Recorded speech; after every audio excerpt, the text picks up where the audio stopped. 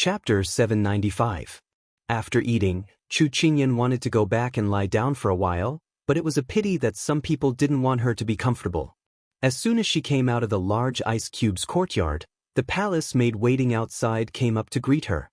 She passed on a message that it was time for the training and she had to immediately go over. Chu Qingyan rolled her eyes. If they were in such a rush, why didn't they go into the large ice cube's courtyard to drag her out? They must be bullying the weak and fearing the strong. As soon as Chu Qingyan left, Xiao Su called Hua Ling in. Say it, what happened in the side yard this morning? Xiao Su directly asked. Don't think that just because he didn't say anything in front of the little fellow, he didn't notice anything. Actually, he was very clear in his heart. Her abnormal behavior today was enough to show that she was hiding something from him. Hua Ling didn't think that his master would bypass the little princess to ask him. In front of his master, he would always tell him everything he knew. However, he really wasn't clear on this matter. He only knew that when the little princess came out of the courtyard, she didn't have enough strength and her face didn't look good. He reported the truth. How could that be? Xiao Su deeply knitted his brows when he heard this. Hua Ling thought of the little princess's instructions and thought that the little princess would say this because she didn't want to ruin the relationship between his master and the empress. Maybe the training was too tiring. You also know that the palace rules are cumbersome and the little princess' personality is quite lively, so she might feel restrained for a while. Xiao Su was silent for a while. The red marks on the back of that white hand flashed in front of his eyes. Although he was a bit worried, he knew the little fellow's personality and suppressed his thoughts. Since this was what the little fellow wanted, then let her do it. Hua Ling saw that his master didn't say anything else and stood on the side with his hands down. He knew that his master was worried about the little princess, but he also knew that his master was more willing to let go and let the little princess deal with it herself. This was indulgence. It was also his master's unique way of pampering. It wasn't that his master didn't care, but he was more willing to respect the little princess' thoughts. If the little princess cried out in pain, then the people in the side yard would have been thrown out. Hua Ling smiled. He knew that his master could do it. By the time Chu Qingyan reached the side hall, the three great Buddhas were already in position, waiting for her arrival. She couldn't help but find it funny. She didn't plan to complain or run away. These people really took her too seriously. Ninth young lady Chu left so quickly this time, Nanny Hong said in a strange tone. Chu Qingyan smiled. Sorry to have kept you waiting. It's Qingyan's fault. Seeing that she was so decent that no one could find fault with her, they let her go. Because Hua Ling came to look for her this morning, Nanny Hong and the others had a small meeting in private. They felt that although they wanted to torture Chu Qingyan, they couldn't be too harsh all of a sudden. Because the two cousins hadn't established themselves at His Highness' side yet, Chu Qingyan still had some weight in front of His Highness. So in order to avoid His Highness investigating, they had to slowly torture her. When the time came, even if Chu Qingyan went to complain, they were here on the Empress's decree. If His Highness wanted to investigate, he wouldn't be able to find any fault. In view of the fact that she had been taught a lesson this morning, the lessons in the afternoon were relatively easier. However, Chu Qingyan still didn't have much of an advantage. For example, the position of serving tea. That was repeated over and over again. For example, smiling without showing teeth. Smiling until Chu Qingyan's face almost froze. However, Chu Qingyan's good temper, or perhaps compared to her sharpness in the morning, her gentleness in the afternoon satisfied the nanny's hearts. They tortured her for an hour less than before letting her go back. The moment Chu Qingyan returned to her room, she fell straight onto the bed. Xining was so scared that she quickly came over to check her breathing. Then, she vigorously patted her chest and muttered, "Luckily, I'm still breathing." Chu Qingyan really wanted to roll her eyes, but it was a pity that she didn't even have the strength to do so. At this time, Jean Exon knocked on the door and walked in. "What is it?" Chu Qingyan half propped herself up and looked at him weakly. Jean Exon replied, "Master, Miss Sima is looking for you." It was only then that Chu Qingyan remembered that she had been busy with the Liang family's people these past 2 days and hadn't gone to look for her. Thus, she perked up and patted her clothes. Then she led Jin Xian and Xining to the courtyard where Sima Jun was staying. Sima Jun was playing chess with himself. When he saw that someone had come, he put down the chess piece and propped his chin on his hand, staring unblinkingly at Chu Qingyan. "What's the matter? Is there something on my face?" Chu Qingyan subconsciously touched her face. Sima Jun's eyes lit up as he said, "Speaking of which, Qingyan, you're so charming in men's clothing and so alluring in women's clothing. Even as a woman, I can't help but fall at your feet." It was Chu Qingyan's first time hearing such direct praise. However, compared to the person who spoke, she was the one who was truly stunned by her looks. "With a great beauty like you around, how am I alluring?" Chu Qingyan shook her head and sneered. Sima Jun smiled, "I'm serious. Why don't you abandon that King of England and follow me? When I return to Lan Manor, I'll take you to ride on the streets and enjoy a vigorous life. How about it?" Chu Qingyan blinked, seriously trying to figure out how much truth there was in her words. To be honest, to be able to run Lan Manor, an underground organization that used transactions as a gimmick, but in reality held unfathomable power, she couldn't be that simple. Chu Qingyan was a little worried that if she stayed with her for too long, she wouldn't even know if she would be sold out by her one day. At the side, Tanning pursed her lips and smiled, "Miss Chu, don't take it seriously.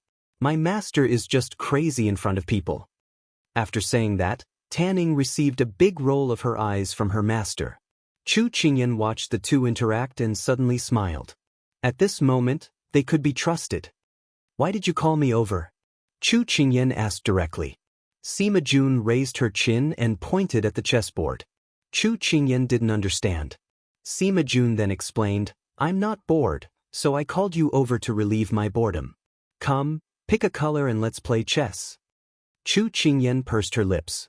She gave up her rest time and specially came over just to relieve her boredom? But since she was already here, she could only pick a color. But what was going on? Sima Jun said, "Wait, I'm not going to make this move." Chu Qingyan. Sima Jun said, "Wait, I haven't thought about it yet." "Go back." Chu Qingyan. Chu Qingyan watched as Sima Jun took back her moves again and again. She silently took back her evaluation of Sima Jun's celestial aura. Indeed, one couldn't judge a book by its cover. This person in front of her was here to cheat her. Tan Ing, who was watching from the side, couldn't help but smile at Chu Qingyan. "Our master is good at everything, but she's terrible at chess. Everyone who has played chess with her won't agree to it a second time. Until now, only Ji Zhu can tolerate her." Chu Qingyan heard that there was gossip and didn't mind giving way to Sima Jun 3 moves. She asked curiously, "Who is Ji Zhu?" Tanning was about to speak when Sima Jun pushed the chessboard aside and said, "I'm not playing anymore. It's boring. Qingyan, if you're tired, go back and rest. Don't waste your time with me." With that, Sima Jun got up and walked inside. Chu Qingyan saw her obviously stiff footsteps and couldn't help but shake her head in amusement. Perhaps everyone had a secret that they couldn't talk about or someone they couldn't touch. She didn't like to pry into other people's privacy, so she bid farewell to Tan Ing. Tan Ing saw her out with an apologetic expression. After leaving the room, Chu Qingyan suddenly remembered something. Yen Luo and the others should have arrived today. Why was there no sign of them? Could it be that something bad had happened? She had a bad feeling about this. Chapter 796. Chu Qingyan's hunch was right. Cheng Yenluo and the others were indeed in trouble. Their cargo ship had been detained as soon as it arrived at the dock. However, the news was suppressed by Hua Xiao. She felt that Chu Qingyan had just arrived in Jiangnan not long ago and did not know any high-ranking officials. Even if she knew, she would only be anxious and clueless. It would be useless. It was better to let her solve it. However, Hua Xiaoli also had a headache because she didn't stay to wait for Lin Fengyi last time. Therefore, she couldn't find him for the past 2 days. This person was really too petty. Hua Xiaoli complained as she went to his residence to wait for him. She was afraid that she would miss him. However, this wasn't entirely Lin Fengyi's fault. He originally wanted to leave her alone for 2 days, but he was really too busy these days. He didn't even have time to return home and basically stayed in the yamen. On this day, he heard that Hua Xiuli had been waiting at his residence for 2 days. He rubbed his brows and ordered his subordinates to return home. When his subordinates who worked day and night heard this, they felt that it was good news. They quickly tidied up and went back happily. Recently, business matters, family matters, and the detention of the ship had all fallen on Hua Xiuli's shoulders. She was really too sleepy and couldn't help but lean against the door and take a nap. When Lin Fengyi returned with his men, he saw a handsome young man leaning against the vermilion door and sleeping lightly with his eyes closed. The warm breeze and bright spring sunshine were not as good as the peaceful time at this moment. The worries of the past few days disappeared in an instant when he saw that peaceful side profile. His mind was clear and bright. The guards standing on both sides of the door saw their master looking deeply at Hua Xiuli. They thought that he was dissatisfied with her blocking the way and hurriedly said, "Master Hua, young Master Hua has been looking for you several times." He deliberately raised his voice and immediately woke Hua Xiuli up. She rubbed her eyes and in a daze, saw the person standing at the bottom of the stairs. She fixed her eyes on him and immediately ran over. When the guards saw that Hua Xiuli had woken up, he heaved a sigh of relief. However, it seemed that his master was a little unhappy, as if he shouldn't be called Hua Xiuli. When Hua Xiuli ran over, Lin Fengyi had already waved his hand to let his subordinates in. He slowly walked up the stairs alone. "Where did you go? Wanting to see you is harder than ascending to the heavens." Hua Xiu scolded as soon as she opened her mouth. Lin Fengyi looked at her with a faint smile. "I have work to do." "What is it that requires you to work day and night? Your body is your capital. If you're tired, who will compensate you? The imperial court? You're thinking too much." Hua Xiuli subconsciously blurted out, but after saying that, he felt that he had crossed the line. However, seeing that he didn't seem to mind and was in a good mood, he didn't take it to heart. Lin Fengyi shook his head. "There's nothing we can do about that."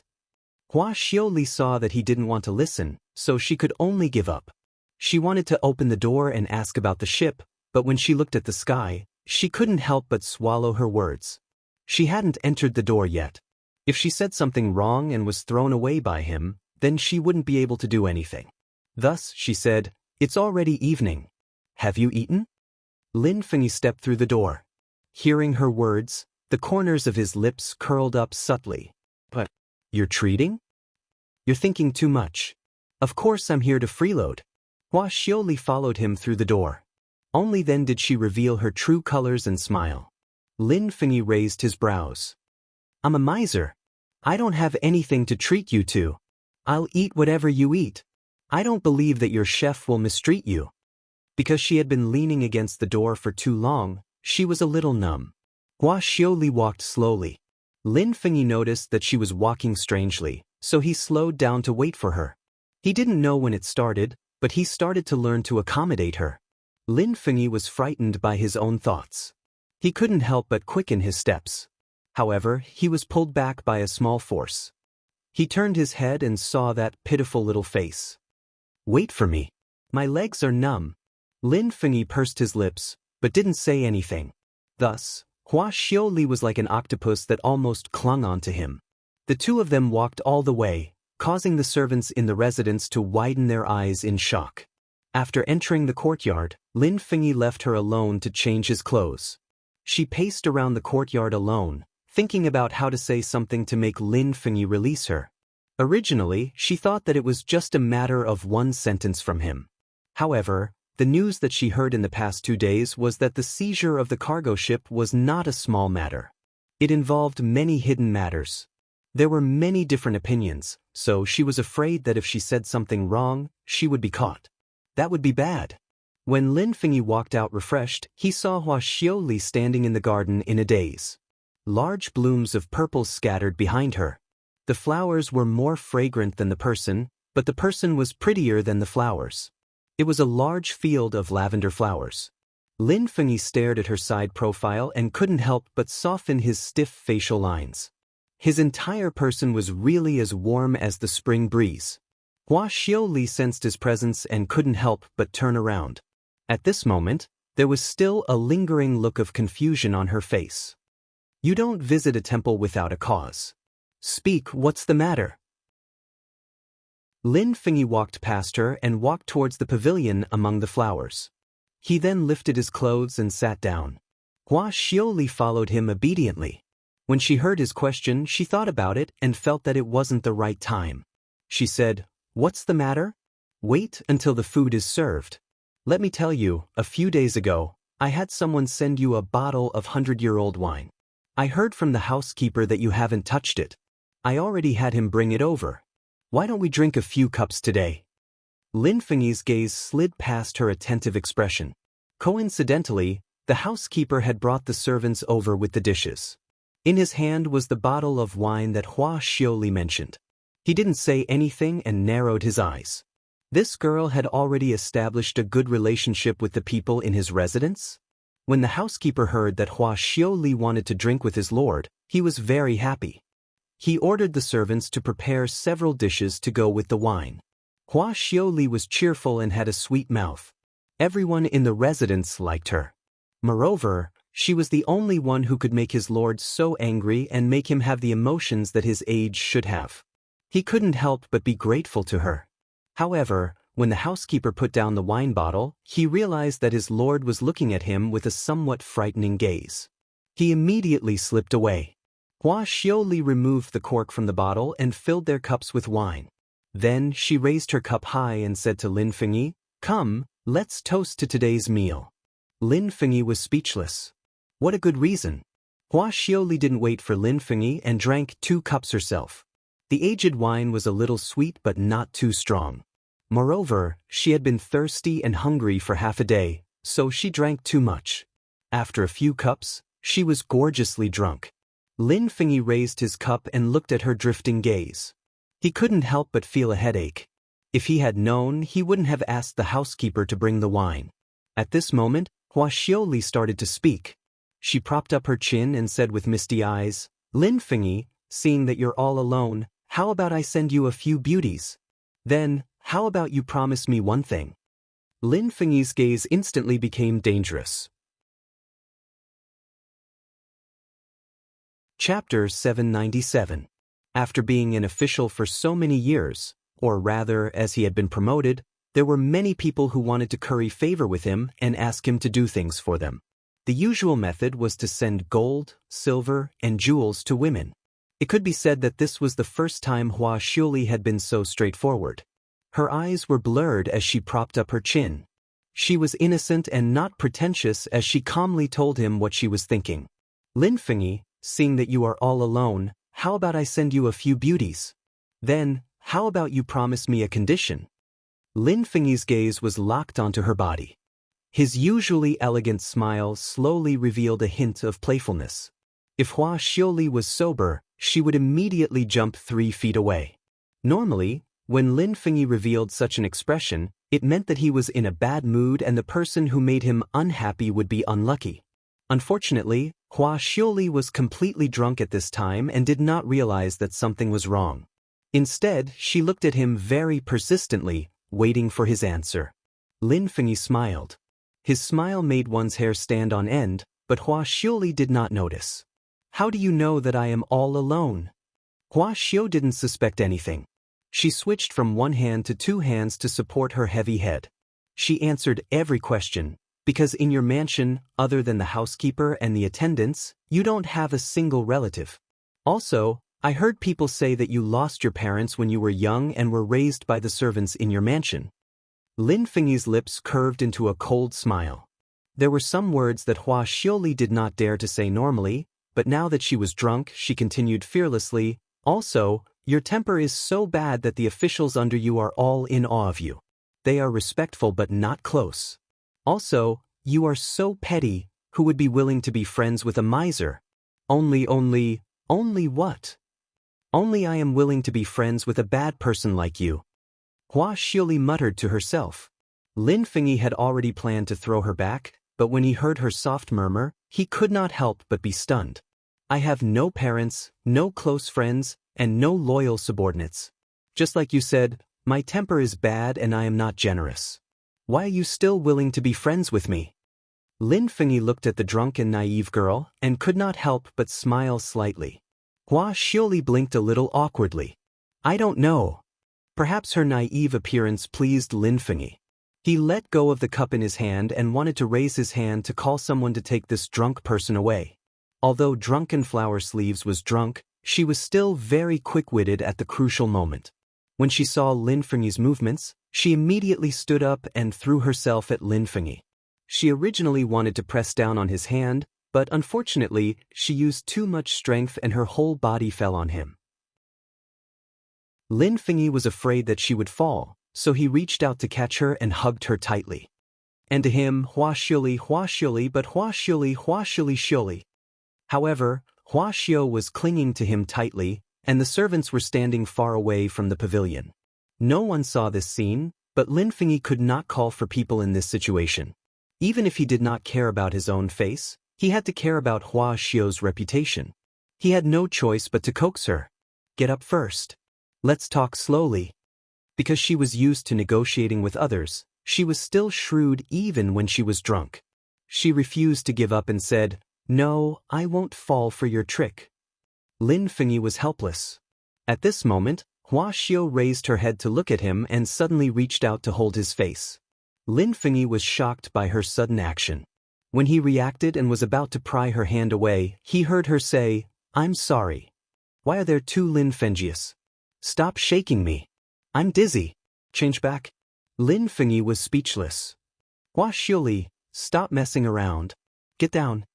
He raised his eyebrows and said sternly.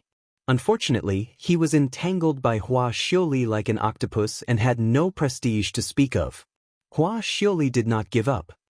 I'm not messing around. I'll give you a beauty and you promise to let her go. How about that? Lin Fengyi was a normal man. His flowery sleeves twisted around in his arms like a hemp rope, touching places that shouldn't be touched. Instantly his body tensed up. Something unfamiliar was awakening in his body. His expression instantly turned ugly. Hua Xiaoli sensed that something was wrong with him and touched his face with concern. Why is your face so red? Do you have a fever? Let her go first before you get sick. Lin Fengyi's mouth twitched. Then, his gaze fell on her confused face and a dim light lit up in his eyes. Hua Xiaoli saw the dim light in his eyes and subconsciously wanted to retreat, but she heard him say, Beauty? Where is she? Hearing his words, Hua Xiaoli thought that he was enlightened and was willing to accept her bribe. But for some reason, she felt uncomfortable in her heart.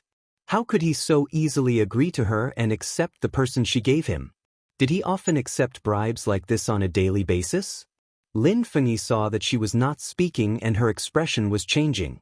She was glaring at him with fiery eyes and he could not help but frown. What? Going back on your words? Hua Xiaoli was angry. Do you really want me to give you a beauty? Aren't you elated? How can you be like this? Aren't you an honest and upright official? Shouldn't you reject someone's gift with righteous words? Lin Fengyi took a deep breath. He felt that he was going to lose half his life tonight because of this annoying girl. She was so fickle. The ancients were right when they said that a woman's heart was like a needle at the bottom of the sea. Then what do you think we should do? Lin Fengyi really wanted to ignore her and just leave her behind. Hua Xiaoli pursed her lips and then quickly wrapped her hands around his neck. She said domineeringly, I don't have a beauty, but there is one in Hua Xiaoli. Do you want it? Just now, he wanted her to back off so that he could soak in cold water to get rid of the fire in his body. Now, his fire was even bigger.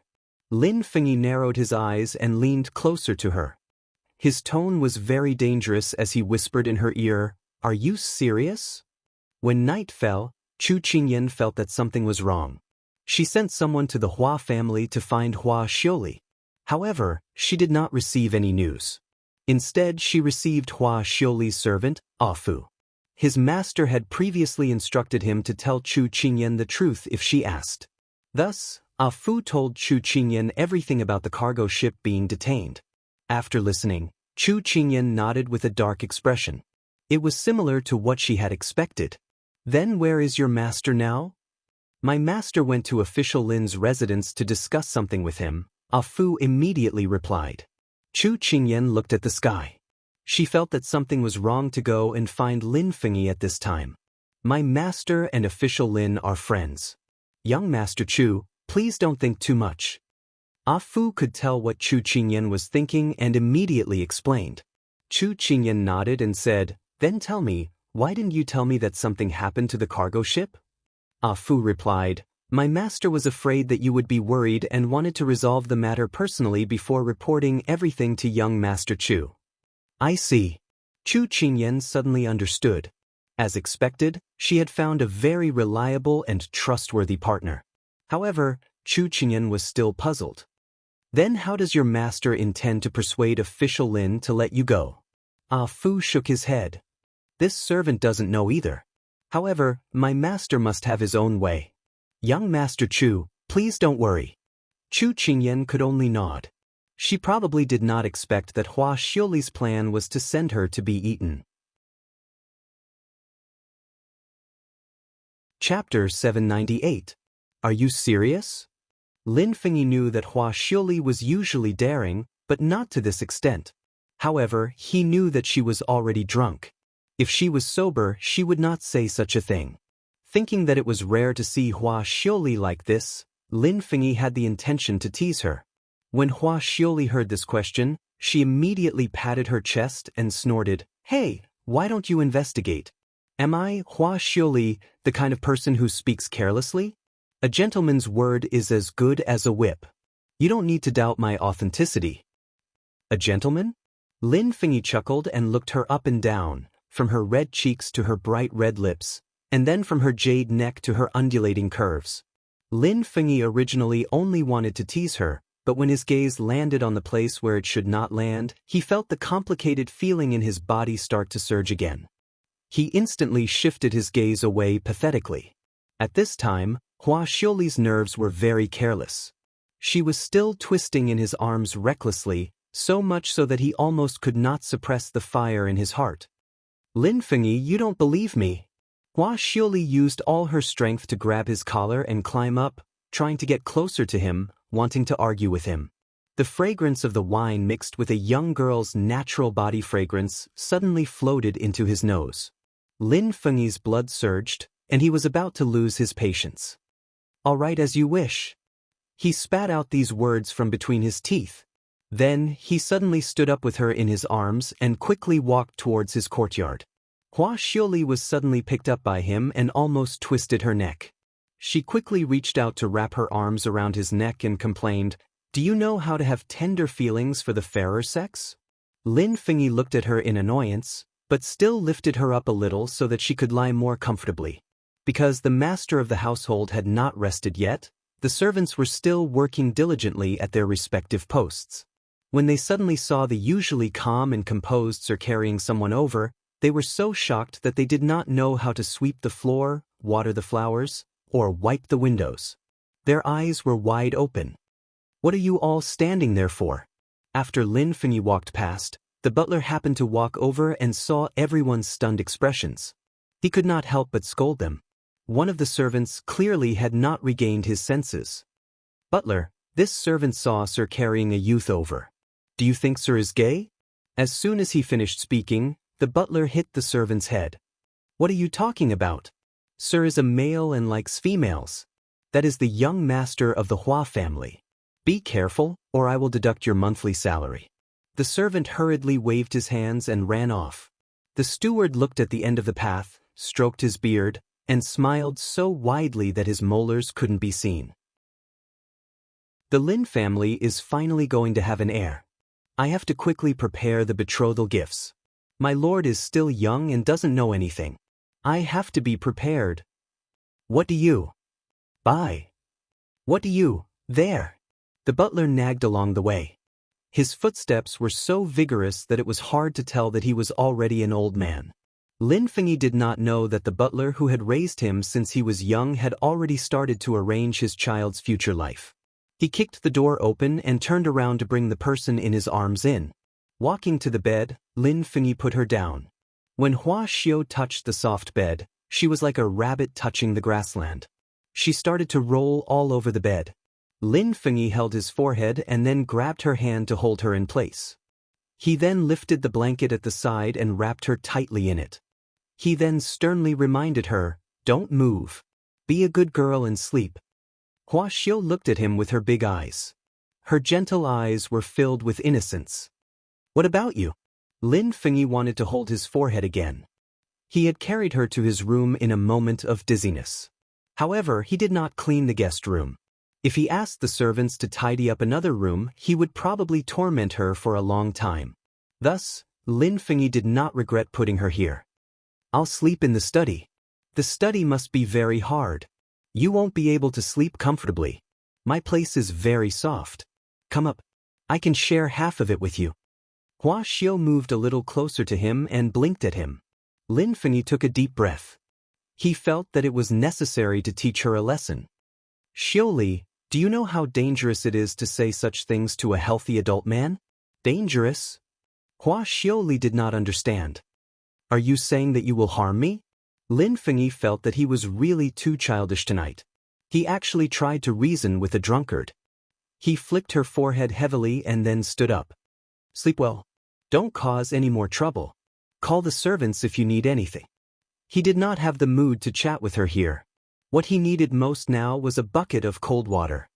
He had not rested well for the past few days and was extremely tired. He had already reached his limit to spare the energy to eat with this little rabbit. Now, he just wanted to have a good sleep.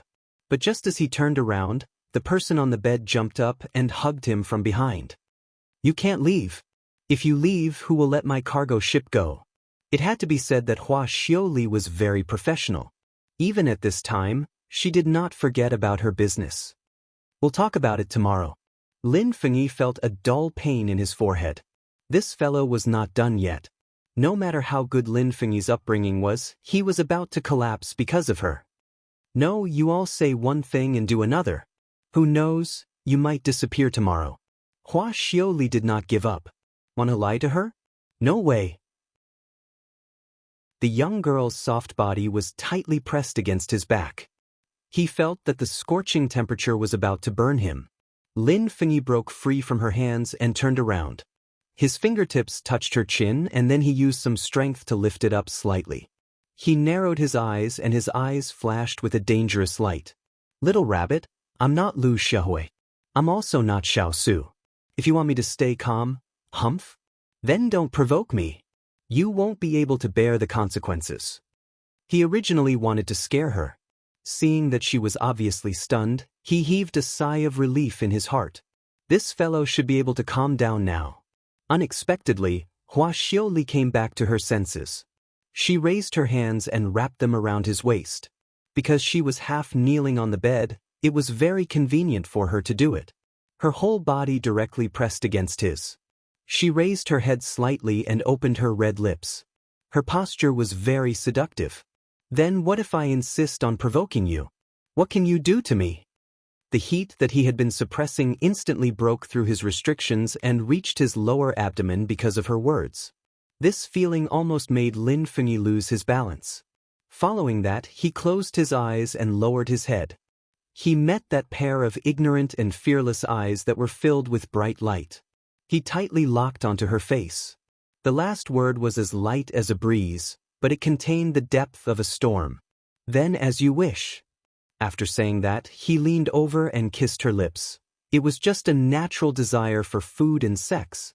However, falling into oblivion often started from a careless provocation. Chapter 799. After sending Fu off, Chu Qingyan sat in the hall, deep in thought. At this time, Xiao Su walked in. "It's so late. Why are you here?" Chu Qingyan was slightly surprised to see him standing in front of her. "I went to the courtyard to look for you, but I couldn't find you. I asked the servants and found out that you were entertaining guests." Xiao Su took a seat at the side, then asked, "What were you thinking about just now?" Chu Qingyan sighed softly, then told him the reason. After that, she said, "Xiaoli already went to find official Lin, but with official Lin's personality of separating public and private matters, I'm afraid she won't be able to get anything good." Xiao Su quietly listened to her words, his gaze peacefully falling between her brows. He was a little absent-minded. After she finished speaking, she looked at him in confusion, then he smiled slightly. She was so worried that she almost couldn't sleep, but he could still smile. Big Ice Cube, you should say something. It's fine if you don't help me, but you're still smiling. Do you think it's fun to see me worried and anxious? Seeing that she misunderstood, Xiao Su wasn't in a hurry to explain. Instead, he changed the topic and said, "How was your practice today?" Chu Qingyan glanced at him and said unhappily, "What? You want to supervise me in learning etiquette too?" Xiao Su shook his head and asked in confusion, "You've been very angry recently. Who provoked you? Other than you, who else can provoke me?" Chu Qingyan retorted indifferently, then leaned on the table to think. Seeing her dispirited look, Xiao Su didn't want to keep her in suspense anymore. Rolling up his sleeves, he said unhurriedly, "Feng Yi already told me about the ship being detained." These words immediately attracted Chu Qingyan's attention. She turned to look at him, waiting for him to continue. "I told you about the Liu family's smuggling. Their cargo ship will arrive at the dock this month, and they will sell it privately. It happens that today and tomorrow are the key days, so all the ships near the dock must be inspected. In order not to alert the enemy, the ship is detained for inspection in the name of finding the murderer. Feng Yi also knows about your cargo ship. He asked us to cooperate with him, and the ship will be released by tomorrow noon at the latest, so you don't have to worry." After Big Ice Cube finished speaking, Chu Qingyan let out a sigh of relief. Her tense expression also eased. "That's good. I thought it would take a while. As long as we can make it in time for the transaction, it doesn't matter." After saying that, Chu Qingyan immediately stood up and was about to walk out when Xiao Su stopped her. "Where are you going?" Chu Qingyan smiled mischievously. "Of course I'll send someone to inform Xiaolin. Otherwise, she will stupidly run over to Lord Lin to ask for people and ships. Wouldn't it be a wasted trip?" Xiao Su raised his hand to brush away the loose hair in front of her forehead, pressing down a few of the raised strands of hair on the top of her head. Then he said slowly, "How do you know that she will make a wasted trip?" "What do you mean?" Chu Qingyan didn't understand. Xiao Su put down his hand and turned his back to her. Thinking of how his good friend mentioned Hua Shilin from time to time, he couldn't help but smile meaningfully. During this period of time, their friendship has improved by leaps and bounds. Speaking of this, he paused and then said, "Even if I tell you, you won't understand."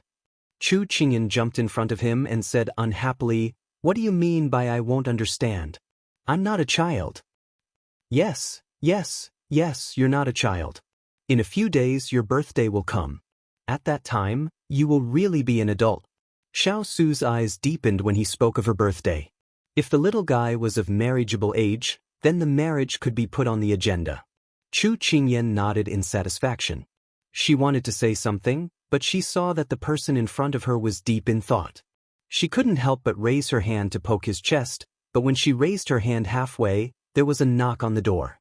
Xiao Su lowered his head to look at her and then looked past her to the door. When he saw who it was, he couldn't help but frown. Chu Qingyan took back her hand and turned to see a servant girl standing at the door. She raised her eyebrows. "Wasn't this Liang Danjing's personal servant girl?" "Your Highness, my master has something to invite you to the yard for a chat."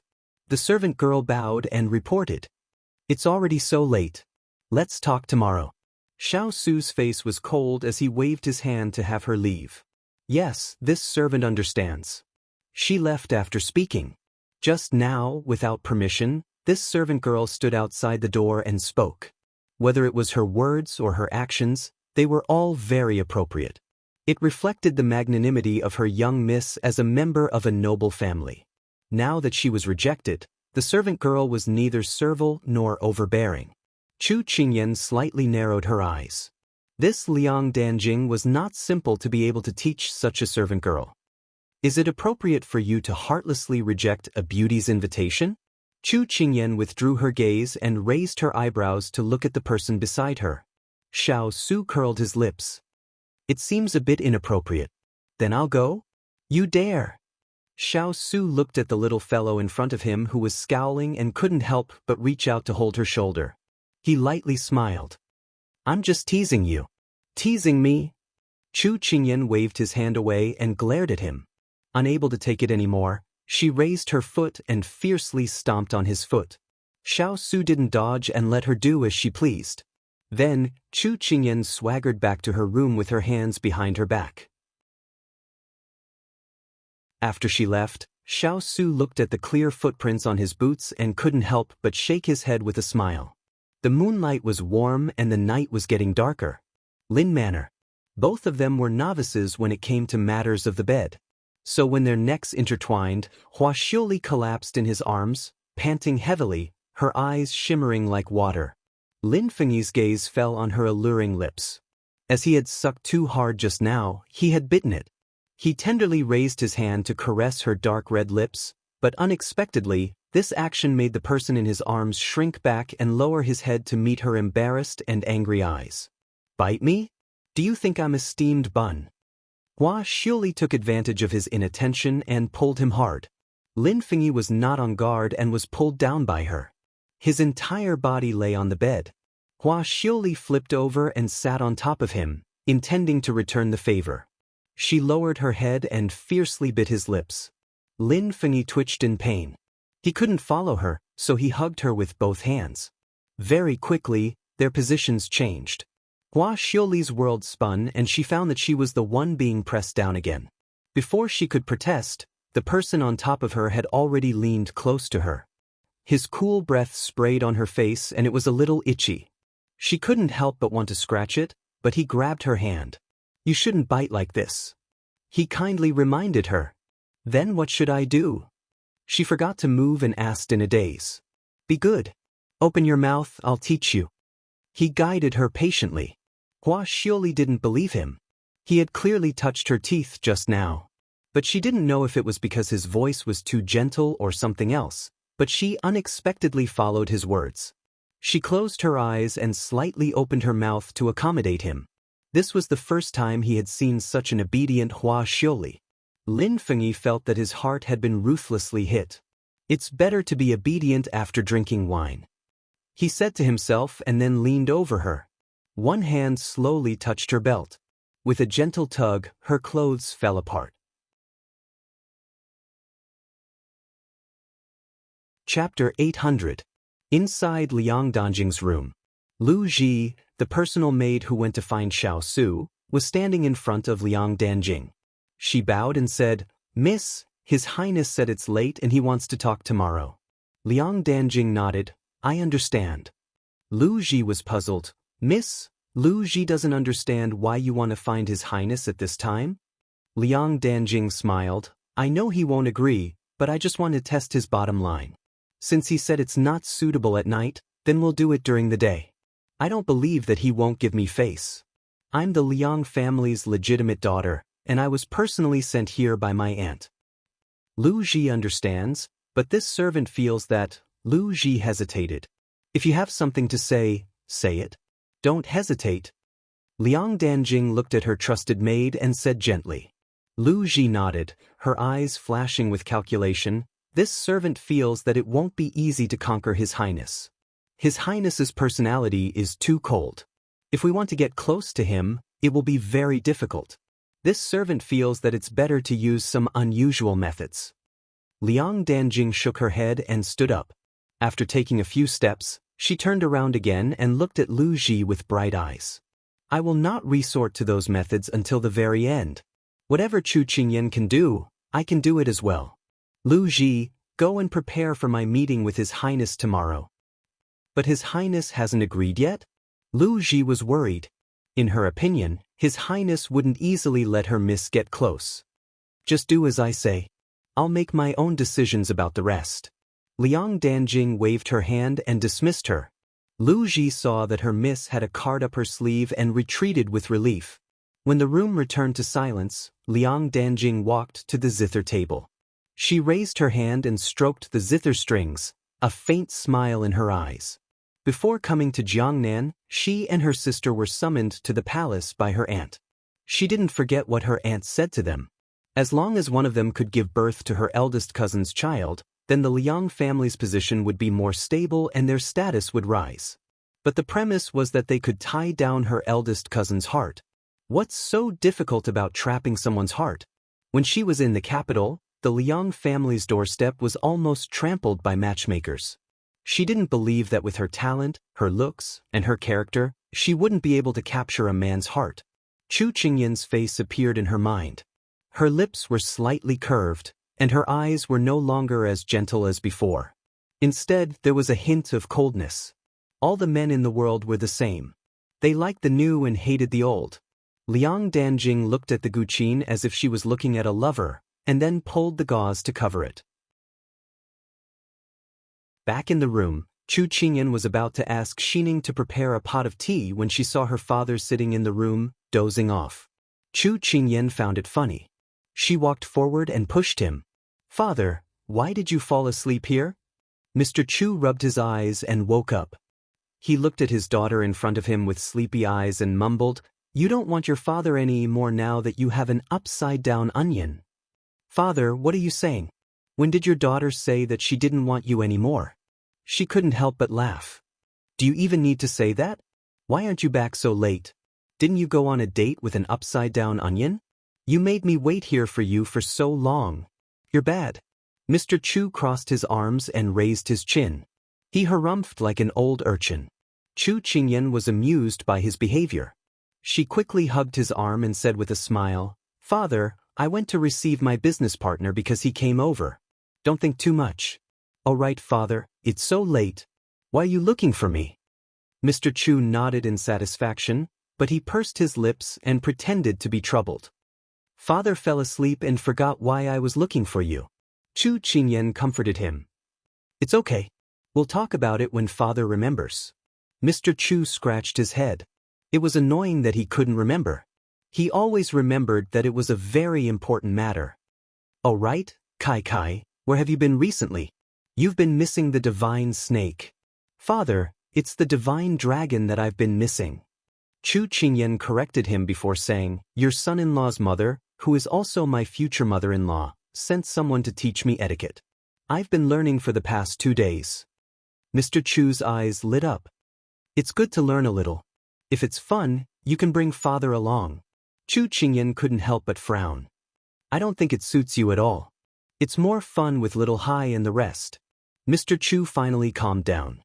He then asked, "Didn't you say that a few young ladies came to our residence? Where are they? What are they here for? Are they here to play with you?" "Play with her?" "Yes, that's right. They were here to play her to death." Chu Qingyan nodded. "They're Big Ice Cube's cousins. Father, if you have nothing to do, don't go to the side courtyard. After all, you're not familiar with them. Just let Big Ice Cube entertain them." "Are they pretty?" Mr. Chu leaned over and asked. Chu Qingyan recalled the 2 young ladies from the Liang family. To be fair, they're both top-notch in terms of looks. Mr. Chu was unhappy. "No, I have to keep an eye on them. Cousins, they're cousins. They're not far away, but they're not close either. Although they're not as good-looking as Father, they're still outstanding. It won't be good if they're targeted." "Father, they're outstanding." Chu Qingyan shook her head with a smile. However, her father was right. Empress Liang had this intention all along. Mr. Chu waved his hand and said, "Who cares if they're fragile or not? Father doesn't want to have another father-in-law.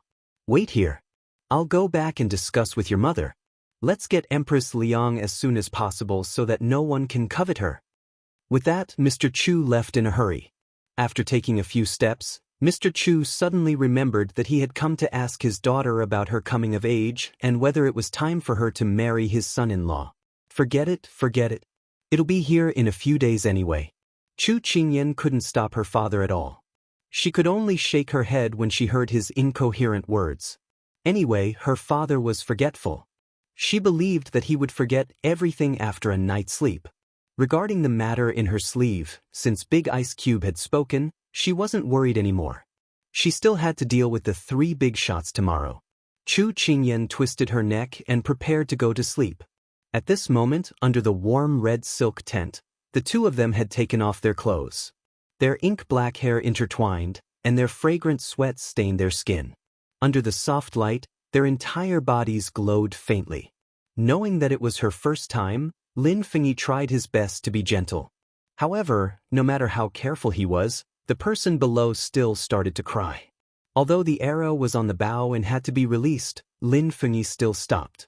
He kissed her closely and tried his best to comfort her. She opened her eyes in the sleeve and looked at him against the light. Her black hair fell, and it seemed that she could only see his shiny black eyes. She pursed her lips. "Let me ask you a question." Lin Fengyi looked at her and blinked in confusion. "Can anyone get into your bed?" This question made Lin Fengyi instantly speechless. It seemed that he shouldn't go along with her anymore. She was climbing over his head just because he was a little careless. "Do you think that everyone is like you?" Without giving her a chance to speak, Lin Fengyi lowered his head and bit her lips. His lower body moved and he swallowed all her moans. "Other than you, who else has the ability to make me lose my mind and surrender? The night is still young. I'll take my time with you." Chapter 801. The spring rain had arrived and the morning sun had already stopped. The first rays of the morning sun had just risen. At this time, Lin Fengyi had already woken up early to work. However, he didn't want to get up today. Perhaps it was because the person in his arms was clinging to him, causing him to give up on the idea. After tormenting her for the entire night, she was still in a deep sleep and showed no signs of waking up. Her baby-like cheeks were flushed from the warmth of the blanket. Her lips were red and slightly curled up, as if she had dreamed of something good. Her ink-black hair scattered on the bed and a few strands stuck to her face. He couldn't help but think of her beauty when she was in full bloom last night. It turned out that she was also so beautiful in men's clothing. His heart stirred and he wanted to raise his hand to caress her face. However, at this time, there was a knock on the door. "Sir, this subordinate has something to report." Lin Fengyi retracted his hand and frowned slightly. Although he didn't like to be disturbed at this time, he still got up and pulled the blanket up to cover her shoulders. After changing his clothes, Lin Fengyi looked back at her worriedly. She was drunk last night. He should have stayed to wait for her to wake up and explain to her properly. If she woke up and saw this scene, who knew what would happen? However, his subordinate came to look for him so early. It must be related to the official salt. He couldn't delay. Thus, he walked back to the bed and looked at her deeply. Then, he leaned over and wanted to wake her up. However, when he saw her sleeping face, he couldn't bear to do so. In the end, he kissed her forehead lightly and said softly, "Stay here obediently. Wait for me to come back and give you an explanation." Xiao was sleeping soundly and blocked out all sounds from the outside world. Thus, when Lin Fengyi left, she didn't know at all. Before Lin Fengyi left, he had instructed that no one was to enter his room, so no one disturbed him. Xiao slept until late in the morning. She opened her eyes and looked at this unfamiliar place blankly. Where was this? Were her eyes playing tricks on her? Just as she was about to raise her hand to rub her eyes, the blanket on her slid down. Naked body? Densely packed marks? What the hell was this? Xiao suddenly sat up. She didn't have the habit of sleeping naked. However, when she got up, her entire body ached and she fell back into the blanket. She stared at the changes on her body. Although she was inexperienced, she more or less knew what had happened to her body. Her eyes were blank. At this time, last night's memories of her mind. Last night, she wanted to get closer to him. Xiao. She also clearly remembered his slender fingers roaming over her body. Steam rose from her face. At this moment, Xiao wished she could find a hole to crawl into. It's over. He's going to eat me up completely. Damn it, Xiao will never let you off. After feeling embarrassed, Xiao combed her hair. Then she struggled to get up from the bed. She looked around for Lin Fengyi, but she couldn't find him. Even if she took the initiative, wasn't he a gentleman? How could he not resist? She bit the blanket and angrily said, "This guy, after eating me up, he ran away. Irresponsible, irresponsible, bad guy. I won't let you off so easily. Next time I see you, I'll bite you to death." Xiao trembled as she got up. She picked up her clothes from the floor and found that they were torn into rags. She made a mental note of him again. Then she opened his wardrobe and changed into one of his clothes. Although it was a little long, it was better than nothing. She tidied herself up and covered everything that should be covered. Then, Xiao sneakily opened the door. She couldn't be seen by others. Otherwise, her reputation would be ruined. Although she didn't care, her father cared. But Xiao didn't know that everyone in the Lin mansion knew that she stayed in Lin Fengyi's room. So when she sneaked out, everyone pretended not to see her. Oh, young Master Hua is embarrassed. We can't make her feel awkward. Quickly hide. Don't let her find out. That's our future wife. She's even wearing our Lord's clothes. They look more and more like husband and wife. Xiao held her waist and walked out of the Lin mansion. Her forehead was covered in sweat. Isn't Lin Fengyi gay? Why is he so ruthless when he fights? Bastard, it's so unbearable. Where there's life, there's hope. Xiao awkwardly walked back. With every step, she would curse Lin Fengyi, as if only by doing so could she lessen the unbearable feeling. Lin Fengyi, who was focused on his work, received the news that Xiao had left. He sighed helplessly. This time, he was afraid that this fellow would bear a grudge against him. It would take a lot of effort to explain. Thinking about her violent temper, Lin Fengyi felt a headache. It was more difficult than the work at hand. Forget it. He would explain to her after this matter was settled. In the Chu mansion, Chu Qingyan had been poached early. She heard that the 3 nannies were going to give her special training today. Although Chu Qingyan had a bad premonition, she couldn't refuse and had to go. 9th young Mistress Chu, we have already finished learning how to walk and stand yesterday. However, you were born in the countryside, and changing your bad habits is not something that can be done in a short period of time. You will have to go back and revise your previous etiquette. Therefore, we will continue with the rest of the lesson. Granny Hong said to Chu Qingyan in a strange tone. From these words, it was clear that they didn't really want to teach her etiquette. They just wanted to take the opportunity to make things difficult for her. Then I'll have to trouble you, nannies. Chu Qingyan smiled. Okay, today we'll learn the essentials of kneeling. When you see the emperor, you have to kowtow 3 times and kowtow 9 times. When you serve your in-laws, you also have to pay respects. These are the daily etiquette. But there's a difference between kneeling and kowtowing. Every detail is different. So, young lady, you have to learn it carefully. Nanny Li said with a fake smile. Chu Qingyan felt that her smile was very dazzling.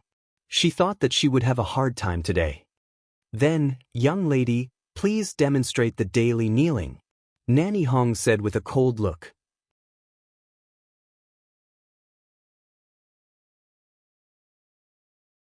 Chapter 802.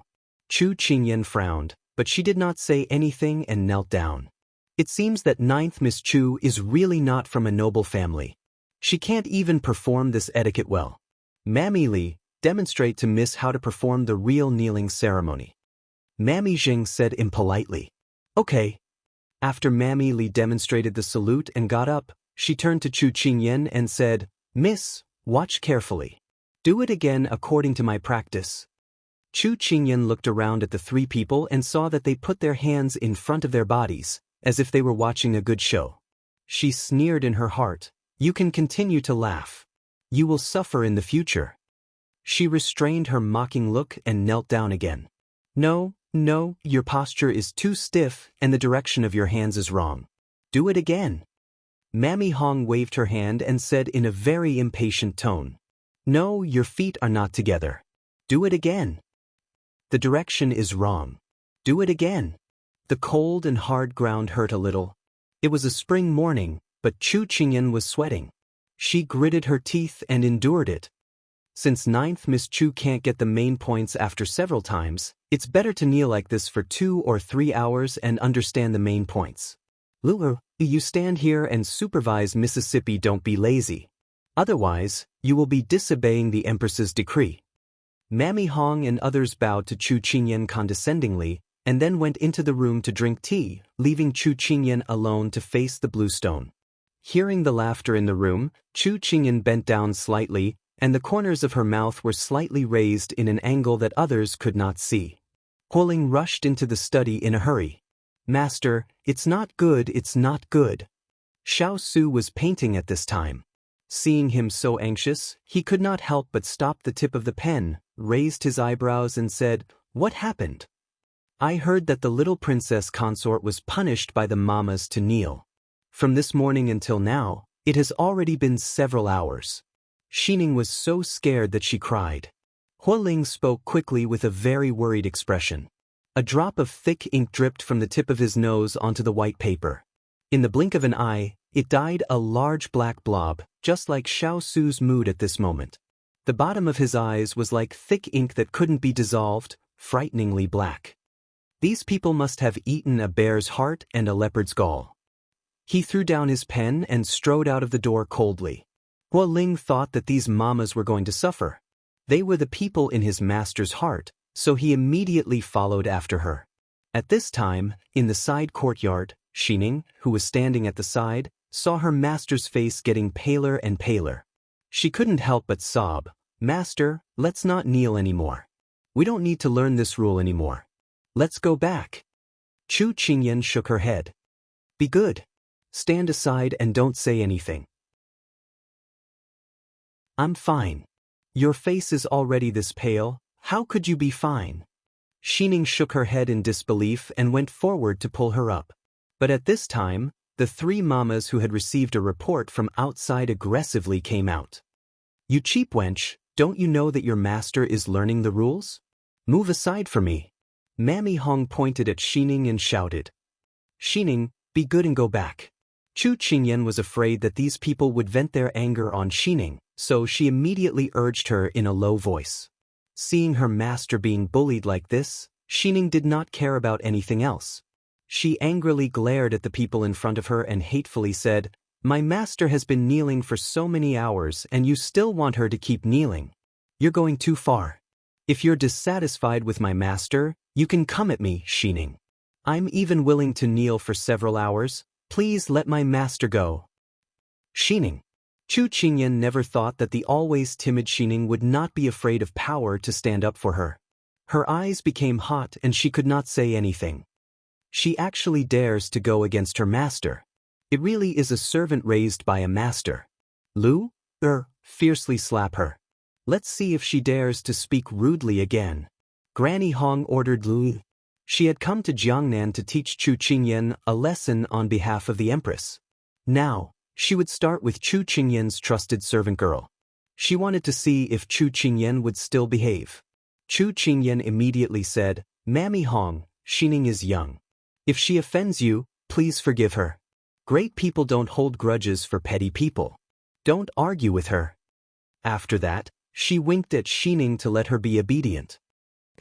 Mammy Zheng sneered a few times and said, "She can be the chief maid of the 9th Miss Chu, which means that her ability is appreciated by you.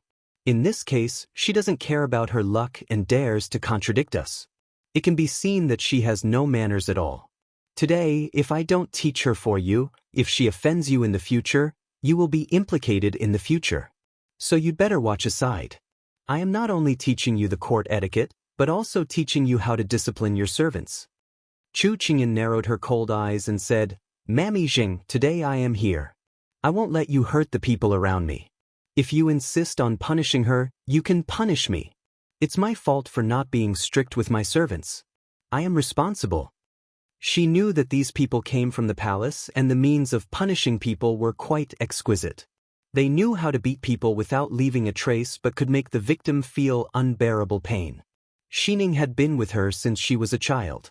She knew what she was capable of. She would definitely not be able to bear these punishments. Mammy Zheng was not angry but laughed. Instead, she thought that she could take this opportunity to make Chu Qingyan suffer physical pain. Why not?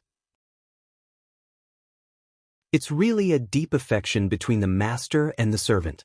I moved. But the country has its laws and the family has its rules. If you show favoritism, how can you convince others in the future? Since you have spoken, I can only punish her. Lu, slap her 10 times as punishment. After Mammy Zheng finished speaking, Mammy Zheng and Mammy Li looked at each other at the same time. Although 10 slaps didn't sound much, only they, who had lived in the palace for many years, knew that 10 slaps were enough to make her speechless for 3 days. And this time, it seemed that they didn't intend to show mercy. Since His Highness liked her face, they would ruin her face. Then they would see what she could use to confuse His Highness in the future. Furthermore, they were here on the Empress' orders. Even if they disfigured Chu Qingyan's face, it was unlikely that His Highness would go against his own mother for the sake of a disfigured woman. Thus, the 3 of them were even more fearless. So they all stood there and waited to see Chu Qingyan being punished. Seeing Lu approaching step by step, Xining couldn't accept the result. She rushed forward to stand in front of her master and said to the crowd, "I don't allow you to touch a hair of my master. Take this bitch away." Mammy Hong waved her hand. Suddenly, several palace guards came forward and wanted to take Xining away. Xining was weak alone, so she could only be pulled away. "Master?" With a pale face, Xining sobbed. She could only watch Lu raise her hand. Chu Qingyan glanced at Lu's triumphant smile and raised hand. Finally, her eyes fell on Mammy Hong and the other 2. Her eyes were strange and pitiful. When Mammy Hong met her eyes, she couldn't help but be stunned. The girl's eyes were so scary. Mammy Hong shivered and then said angrily, "Do it." Chu Qingyan slowly closed her eyes. Good would be rewarded with good, and evil with evil. It was not that there was no reward, but it was not the time yet. Bang! The door of the side courtyard was kicked open. Chapter 803. Just like that, the solid door was kicked into several pieces. It flew into the air and spun a few times before landing on the ground, kicking up a large cloud of dust. Chu Qingyan turned her head when she heard the sound. She only saw Xianmo's figure with a murderous aura. Step by step, she stepped on the broken pieces of wood, as if she was stepping on multicolored clouds. She walked towards her unhurriedly and quickly. She didn't look at Nanny Hong and the others who were trembling like sieves. She also didn't look at Lu and the others who were so scared that they didn't even dare to retreat. In her eyes, there was only the man who walked with each step. "I've waited for you for a long time. You're finally here. My big ice cube." Chu Qingyan's lips curled up. Her smile was like a flower. Xiao Su's gaze was unprecedentedly cold. Only when it landed on Chu Qingyan's body did it melt with warmth. But when he saw the person kneeling on the ground with her skirt covered in dust and a face full of exhaustion, his eyes hurt so much that they almost cracked. Mu Ling led people to surround the entire courtyard. All the palace guards were pressed to the ground with their hands behind their backs, unable to move. Xiao Su strode forward and reached out to hold the shoulders of the person in front of him. His voice was so low and gentle that others thought it was a hallucination. "Where do you feel uncomfortable?" He could only see her face that was as pale as paper. Her eyes that were as bright as the sun had lost their former luster. This already made his heart ache so much that he couldn't breathe. "I'm fine. It's just that," she smiled at Xiao Su. She had just said a few words when her entire body went limp. Xiao Su was greatly shocked. He immediately reached out to hold her in his arms. Only then did he realize that she had fainted. "Your Highness, my master woke up before the sun rose. She didn't even have time to eat breakfast. Just now, she knelt for more than 6 hours. How can her body take it?" Woo woo. Seeing that her master had fainted, Xining was instantly scared to tears. She sobbed and wiped away her tears. When he heard this, he didn't dare delay. He immediately picked her up and turned to leave. "Your Highness, this old servant was teaching 9th young Miss Chu palace etiquette today. We really didn't know that young Mrs. Body could take it so much. Please forgive us, Your Highness." At first, everyone was just shocked by Xiao Su's sudden appearance. They didn't take Chu Qingyan seriously. But after His Highness' next move, the 3 of them realized that things were not good. They quickly walked to kneel in front of Xiao Su and pushed their responsibility. Xiao Su was in a hurry to bring Chu Qingyan to see a doctor. Now that these people were blocking his way, he was enraged. He lifted his leg and kicked them. The 3 of them cried out in pain as they were sent flying. Just like the door earlier, they landed heavily on the ground. Xiao Su was a martial arts practitioner, and his martial arts were high. adding to the fact that he was in a fit of rage. Even a man with a strong physique might not be able to withstand the force of his kick. So when Mu Ling saw Mama Hong and the others crying out in pain on the ground, she silently cursed that they deserved it. Xiao Su looked at the people on the ground and did not immediately leave. His cold eyes swept over them. This king does not have time to settle accounts with you right now. However, if you hurt this king's people, don't think of seeing the sun tomorrow. Hua Ling, this subordinate is here. Hua Ling immediately came forward and bowed. Since they like to punish people to kneel, then let them enjoy it.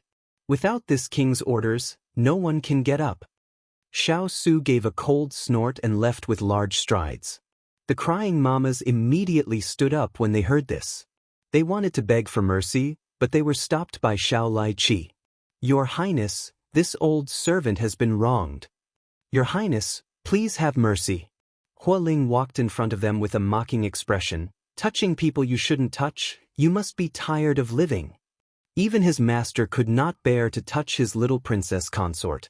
These people were good, they came to provoke him. They must have eaten a leopard's heart. Men, make them kneel properly. If they kneel crookedly or wrongly, teach them a lesson. Hua Ling coldly ordered with his hands behind his back. The people in the courtyard immediately knelt down and begged for mercy. Unfortunately, it was too late. Because what this world lacked the most was medicine for regret. Xiao Su, how did you take care of my little sister? I was only gone for a few months, but you took care of her until she was covered in injuries? Look at her back, her hands, and her legs. They are all covered in whip marks. Did you abuse her? Although she is a martial artist, she can't withstand this kind of torture. Look at her knees. Do you know that if she continues to kneel, her legs will be crippled? Chu Qingyan seemed to hear Yen Luo's voice in a daze. Wasn't she in Lian City? Oh, that's not right. She had already returned. She was just delayed on the way. Yen Luo's words warmed her heart. Son-in-law, father trusts you so much, but you let Kai Kai suffer. My daughter is fine and healthy. Look at her. Her face used to be as pink and cute as a peach. Now she is as white as a steamed bun. Son-in-law, although father values you, I won't allow your Empress Gaoliang to bully my Kai Kai. At most, I won't marry you. It turned out that father was also in the room. When she heard father's words, she felt sad. She had made father worry. Because their voices were loud, Chu Qingyan heard them clearly. However, she could not hear Big Ice Cube's words. It was as if they were separated by a mountain and had turned into a busy tone. In the end, she fell asleep again because she was too tired. When she woke up again, it was already close to evening. She blinked. Before she could adjust to the light in the room, she heard a series of footsteps approaching. Little girl, you're awake. How are you feeling? Cheng Yen Luo sat on her bed and asked with concern. My body is fine. I'm just a little hungry. She could not help but smile when she saw who it was. Cheng Yen Luo nodded and waved outside. Someone brought in a bowl of piping hot meat porridge. Come, eat something first. Cheng Yen Luo took it and planned to feed her personally. Chu Qingyan did not have much energy, so she ate with Cheng Yen Luo's hand. She said seriously, Yen Luo, I noticed that your personality is much gentler after you came back.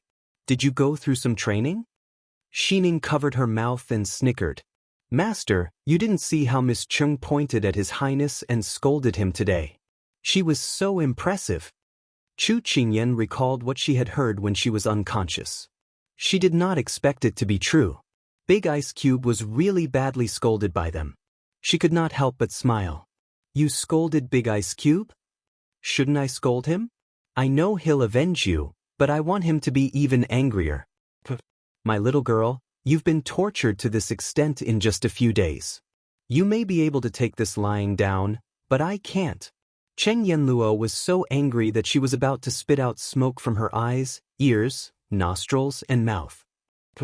My little girl, you've been tortured to this extent in just a few days. You may be able to swallow this, but I can't. Chu Qingyan pursed her lips and smiled slyly. How do you know I can take it lying down? What do you mean? Cheng Yen Luo looked at her. Chapter 804. Do you think I'm the kind of person who would allow others to bully me? Chu Qingyan slowly ate the meat porridge in her mouth and smiled softly. However, in Cheng Yanluo's eyes, it was as if the king of hell was demanding payment. Cheng Yanluo had never dared to underestimate this young but experienced girl in front of her. Her interest was piqued and she whispered in her ear, "Did you do something?" After eating a few mouthfuls of food, Chu Qingyan had regained some strength and looked much better. She smiled innocently at Cheng Yanluo and said, "Do you know that in the art of war, the most effective counterattack is to deal with all changes by sticking to the status quo?" Cheng Yanluo rolled her eyes at her. "I'm talking to you about something important. Why are you talking about the art of war with me? Hurry up and tell me the truth." Only then did Chu Qingyan smile gently, and her gaze became a little shallow. "Actually, I've suffered so much, and I'm not just a sitting duck. I know that they came to Jiangnan with the intention of making me suffer, so that I'll know how difficult it is and retreat. I don't want to stay by Big Ice Cube's side anymore, but how could I fulfill their wishes? But I know that they're Empress Liang's people. If I touch them, it'll be tantamount to falling out with Empress Liang. It'll also force Big Ice Cube to choose between his family and me. It'll put him in a dilemma, so I can't do that." Speaking up to this point, her smile gradually deepened. "But I can't let anyone bully me like this. If it was real swords and spears, then I'd admit defeat. But why do you have to use such methods to force me to submit? So you asked Big Ice Cube to take the initiative to come forward?" Cheng Yanluo guessed. She nodded. "First, I was injured and was discovered by him. Although he didn't say much on the surface, based on his meticulous nature, he will definitely have some suspicions. Then he will definitely send people to strictly guard the side courtyard. That's why Big Ice Cube immediately noticed when the three grannies deliberately made things difficult for me. Otherwise, he wouldn't have rushed over. I can predict that they will either die or be seriously injured." At this point, Chu Qingyan turned to look at the person in front of her. There was a hint of struggle in her eyes. "Yanluo, am I being unkind by doing this?" As soon as she finished speaking, Chu Qingyan was hit in the head by Cheng Yanluo. She covered her head and looked at Cheng Yanluo, feeling wronged. "Why don't you think about it? If they didn't take advantage of you and teach you well instead of torturing you to death, would they have left something for Xiao Lai to use against His Royal Highness?" Cheng Yanluo glared at her again. "How are you being unkind? It was simply not ruthless enough.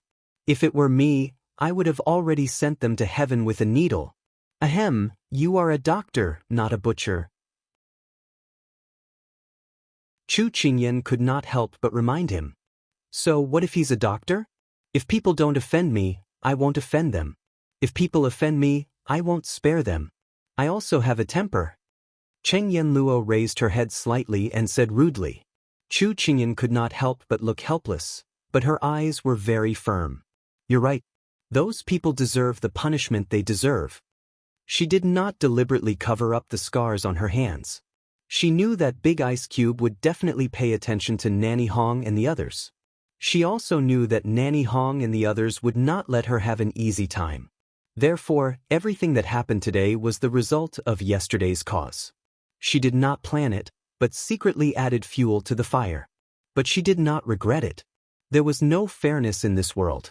In ancient times, people were destined to do many things when they were born. But she had to live not only for herself, but also for her family.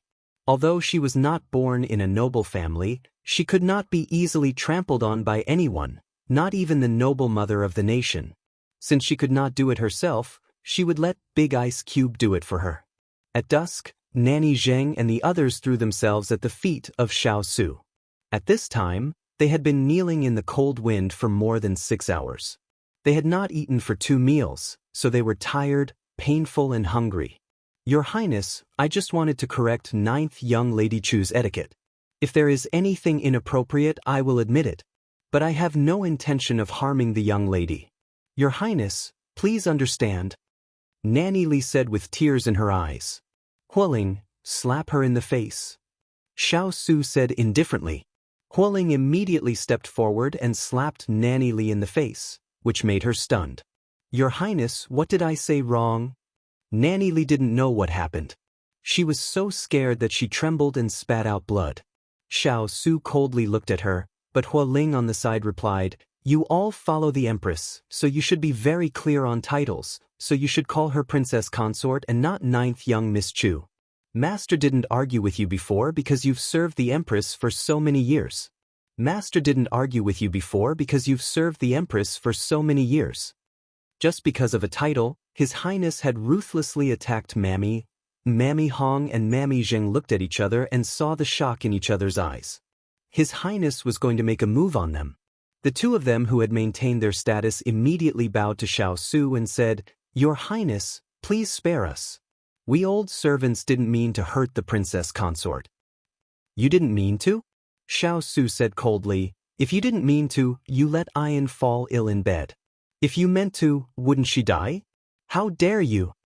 The last sentence made the three of them tremble with fear. "We followed the Empress's order to teach the King of England, Princess Consort."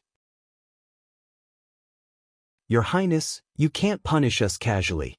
They thought that if they mentioned His Highness's biological mother, the Empress, he would forgive them for the sake of her face. But they didn't know that this intensified Xiao Su's anger. If it weren't for the fact that they were sent by the Empress, the little fellow wouldn't compromise at all. In other words, in order not to put him in a dilemma, she concealed the fact that these bastards bullied her and didn't want to resist. If it weren't for this, how could his Ayan be so seriously injured? She had suffered so many grievances. When he thought of this, Xiao Su looked at them as if he was looking at dead people. "Mama Hong, this prince let you stay because I didn't want to brush away the Empress's good intentions. But you went against her original intention and bullied her daughter-in-law. Since she's not here, then this prince will punish you on her behalf. Your Highness, please spare our lives. Your Highness, please spare our lives. This old servant won't dare to do it again. Your Highness, I beg you. Take them away. All the torture they inflicted on Ayan before, return it 10 times, 100 times to this prince. Teach them what court etiquette is. This subordinate obeys." Mama Hong and the other two had their hair disheveled and their mouths stuffed with strips of cloth.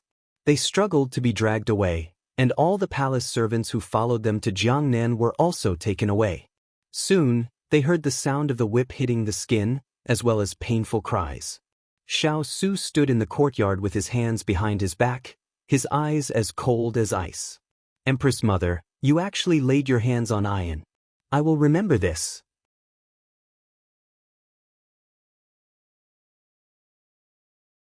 Chapter 805. When Chu Qingyan woke up from another nap, the first thing she saw when she opened her eyes was the person sitting at the head of her bed like a statue. As Bai Sun Yanluo had blocked the door, it was impossible for this person to enter. Seeing him now meant that Bai Sun Yanluo had let him in. "Big ice block, it's so late. Aren't you going to rest?" She looked out of the window. It was dark outside. She must have slept through the day. When she woke up, Xiao Su had already sensed that something was amiss. His frosty gaze instantly disappeared when he heard her voice. He lifted a hand to brush away the loose hair by her face. His voice carried a hint of resentment. "If I didn't wait until now, would that King Yama let me in?" Chu Qingyan coughed softly. It was rare to see Big Ice Block so aggrieved. If tens of thousands of cavalrymen saw this side of their master, they would probably think that the person in front of them was a different person. "She wanted to avenge me. Don't take it to heart." Chu Qingyan blinked and pleaded for Yan Luo. Xiao Su chuckled. "She dared to stand in front of me and scold me while pointing at my nose. I could hear your injuries but couldn't see you. She's offending her superior. With her audacity, do you think I'd let her off if it was someone else?" When Chu Qingyan heard this, she could not help but smile. "In that case, I shall thank your Highness for your forgiveness in advance." "Did I say I'd let her off?" Xiao Su glared at her. Chu Qingyan rested her hands on the quilt and tilted her head slightly to look at him. Her eyes were full of smiles. "You've never given others a chance to breathe. Since you're here criticizing Yan Luo, I'm sure you don't intend to punish her. Besides, she treated my injuries. We owe her another favor." "Oh." Xiao Su shook his head and laughed. Ayan was the only one who knew him well. Chu Qingyan stuck her tongue out at him, looking mischievous. After laughing, her smile faded and she said seriously, "Actually, you indulge her because you think what she said makes sense, right?" Xiao Su's smile disappeared and he looked at her with bright eyes. Chu Qingyan didn't know what he was thinking. She fearlessly met his gaze, but there was still some doubt in her heart. "I have already asked Hualing to clean up Ayan and Granny Hong. Even the people who came out of Chaoyang Palace will not be spared," Xiao Su said firmly. Chu Qingyan was slightly surprised. Leave none alive? After all, those people had all come from Chaoyang Palace, and they had come to Jiangnan on Empress Liang's orders. She had thought that after this had happened, at most, the big ice block would chase them back to the imperial palace. She had not thought that he would kill them all. Xiao Su reached out to stroke her head. His eyes were cold where she couldn't see them. Originally, he just wanted to teach these people a lesson and then chase them out of Jiangnan. What the eye doesn't see, the heart doesn't grieve over. However, when Hualing and the others searched the side courtyard today, they found many dangerous drugs. Not only was there the red crane crown poison that could kill people silently, there was also a powder that could make them unable to conceive for the rest of their lives. These people had clearly come prepared. If it wasn't for Hualing finding them, he didn't dare imagine what would happen if these poisons were used on Ayan. Right? If they have any intentions of harming you, leave none alive. It was like he was saying this to himself, but it was also like he was making a promise to her. Without knowing why, Chu Qingyan felt that there was something wrong with the person in front of her, but hearing him protect her, her eyes couldn't help becoming slightly wet. Compared to this, the torture she had suffered over the past 2 days was nothing at all. "Big ice block, there is something I want to confess to you." Chu Qingyan sat up and gathered her courage to look at him. When she met his handsome eyes, she pursed her lips. "Actually, the things that happened today, I'm suspected of adding fuel to the fire." After saying this, she closed her eyes. She knew that the big ice block disliked hiding things and lying the most. She did not lie about this matter, but she did hide some things. With the big ice block's intelligence, even if he didn't find out now, he would definitely find out after this matter. Rather than finding out herself, it was better to honestly confess. But hearing the person in front of her not reply for a long time, Chu Qingyan couldn't help being confused. Was the big ice block confused by her anger? When she was struggling to open her eyes, a soft laugh sounded in her ears. She opened her eyes in a daze and saw the person in front of her with his arms crossed as he looked at her with a teasing gaze. "Do you think you can fool me with your tricks?" Chu Qingyan was startled. "You know? You were raised by me, how could I not know what you are thinking?" Xiao Su raised his hand to pinch her cheek. It felt really good to the touch. "What do you mean raised by you?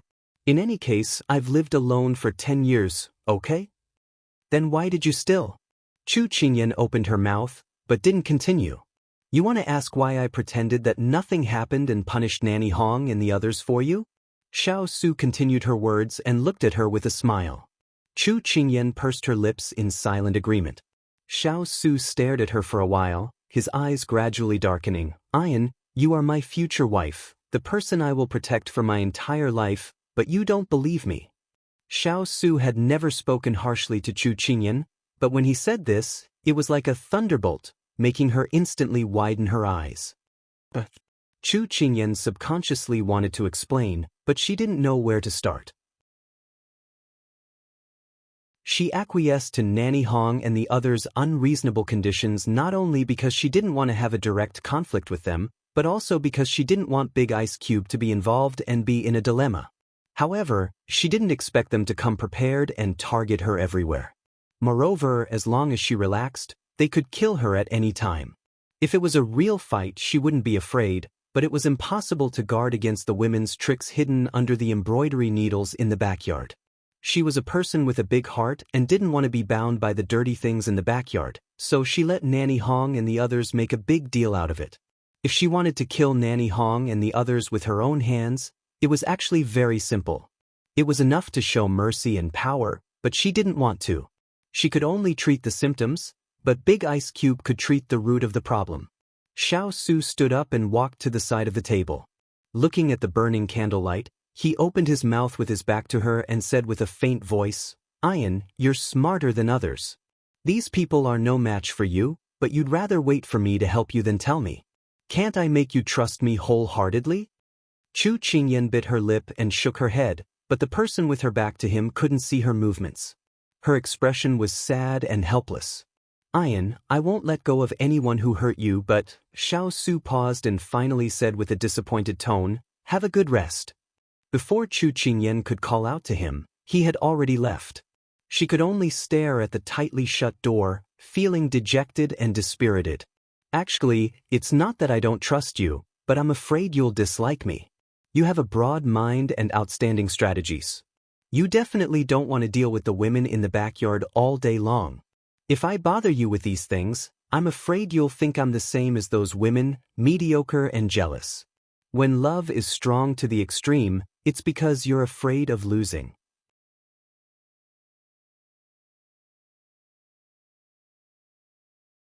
Chapter 806.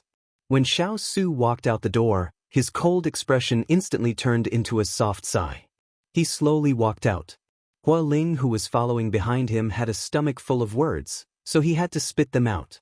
"Master, the words you said just now were a bit heavy.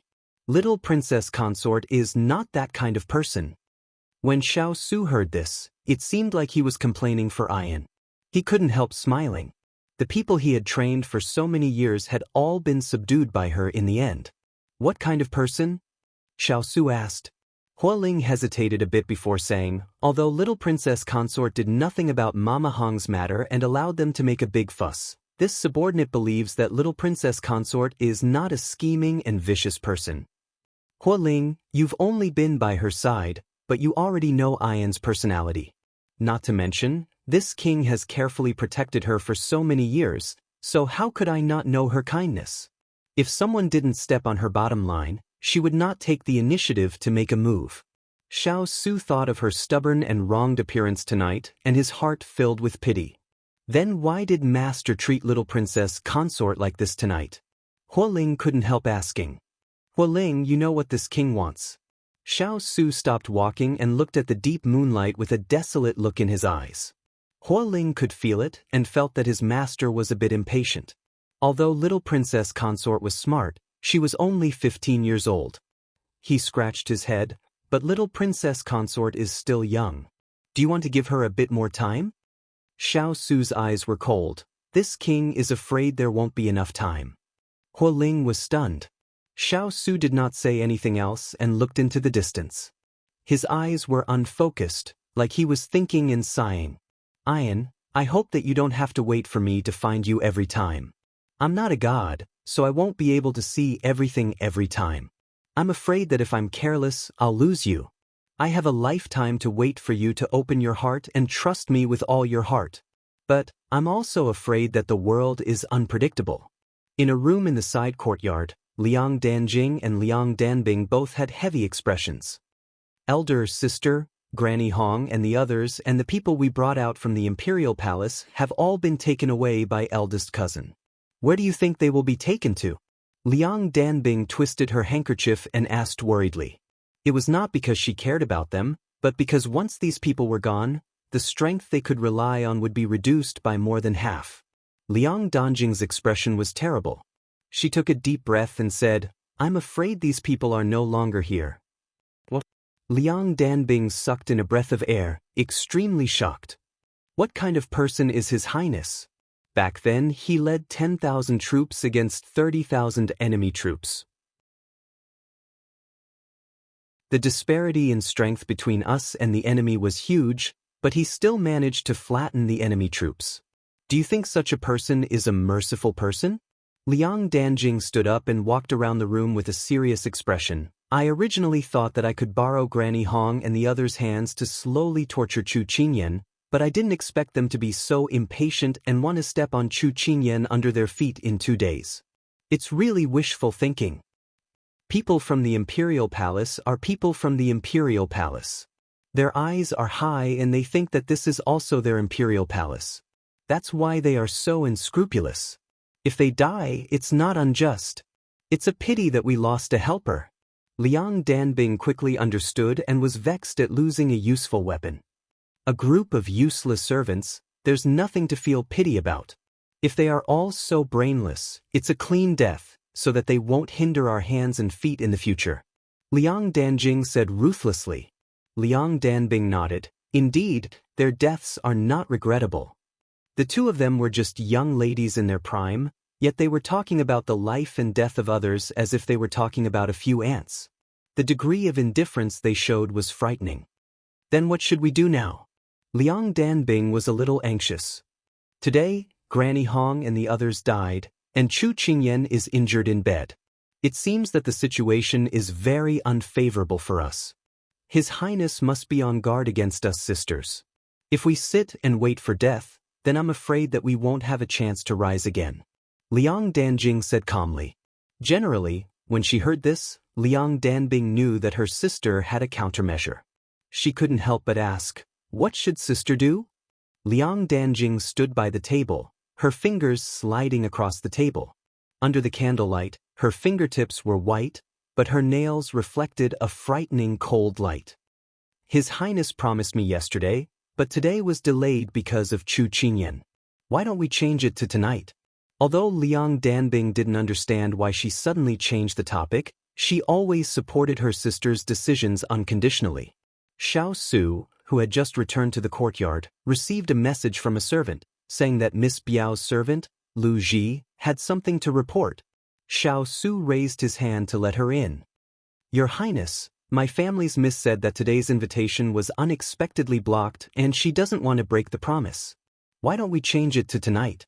She asks your Highness to do her the honor and move to the side courtyard. Lu Ji stood under the table and said respectfully. Hearing no response, Lu Ji couldn't help but raise her head. She met a pair of eyes that were as cold as torches. She was so frightened that she immediately lowered her head.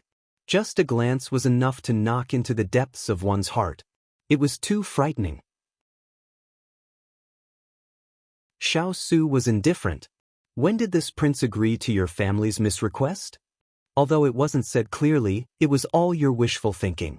Lu Ji's face paled. Your Highness, my family's miss said that although her surname is different from yours, she is still a cousin. She hopes that you will do her the honor.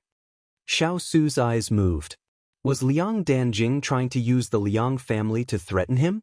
He didn't want to pay attention, but Xiao Su thought about it and finally stood up. This prince agrees. Lu Ji was overjoyed and immediately led the way. Because the other party was only a woman and the residence was under the control of Xiao Lai-Chi, Xiao Su didn't bring any attendants and followed her alone. Chu Qingyan, on the other hand, was still in her room.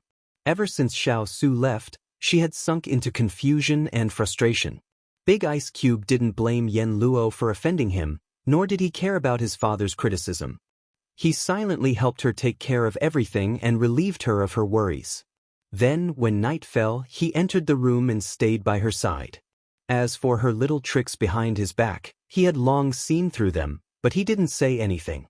From the beginning, he was waiting for her to take the initiative to ask for his help, but in the end, she accepted it without saying a word. So the one who was really angry with the big ice cube wasn't anyone else, but her.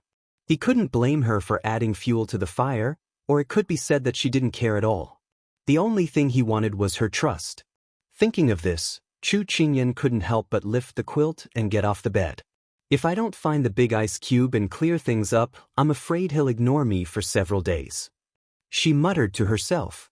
If it was someone else who was angry, they would wish that the other party wasn't in front of them.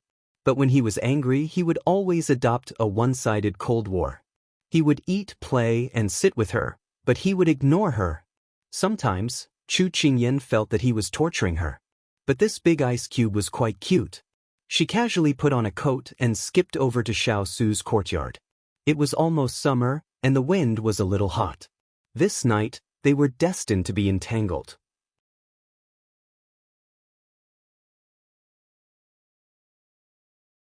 Chapter 807. Little Princess, Master isn't here. Hua Ling saw the person who suddenly appeared in the yard and immediately went forward. Not here? Where did he go so late at night? Chu Qingyan's originally nervous heart calmed down when she heard this news, but her heart was filled with doubt. Hua Ling had an awkward expression. They had never hidden Master's whereabouts from the little princess, but he couldn't say it right now because of the time and place. Mastery. Hua Ling's expression flickered and Chu Qingyan slowly narrowed her eyes. Could it be that Hua Ling was hiding something from her? Hua Ling, are you going to say it or say it or say it? Although her voice was gentle and not strict at all, when it fell into Hua Ling's ears, it was full of pressure. Hua Ling lowered his head. With the little princess's methods, even if she didn't know now, she would get the news in a while. It was better to tell the truth. Miss Biao just invited Master for a chat. Right now, Master is in the side yard. Chu Qingyan's originally calm eyes suddenly rippled, but it was only for a moment before it quickly disappeared. Only calmness remained in her eyes that were as bright as a sea of stars. I know. Hua Ling felt that the little princess in front of him was a bit different than usual. He felt it was very strange, but right now it wasn't suitable for him to say anything. He could only bow and watch her leave. After walking out of the yard, the smile on Chu Qingyan's face slowly faded. She turned back to look at the flickering lights in the yard and a trace of confusion appeared in her eyes. It was so late and the big ice cube was going to make an appointment. It didn't seem like his personality, but Hua Ling's evasive manner made her heart feel desolate. Perhaps she would know the answer if she went to take a look. After making the decision, Chu Qingyan didn't hesitate to walk to the side yard. Perhaps Hua Ling never would have thought that his unintentional action would cause Chu Qingyan to misunderstand. Then, there was an irreversible situation. Xiao Su walked into the side courtyard and glanced around. Unlike the main courtyard, where all the lanterns were lit, it was a little dark. However, under the illumination of the moonlight, it was a little more tranquil. In this late spring and early summer night, it eased the dry heat a little. He walked in confidently and went around the corridor. As soon as he arrived at the courtyard, he saw a figure standing under a bright red lantern. Her snow-white dress was hanging on the ground in a beautiful arc. In the dark courtyard, there was only a cluster of firelight, all of which fell on the person standing there. It seemed to be the only bright color in the world. Moonlight, lights, and beauties. It was a beautiful scene. Such a beautiful scenery was only waiting for one person to appreciate the painting. However, the person with slightly lowered eyebrows did not wait for anyone to speak.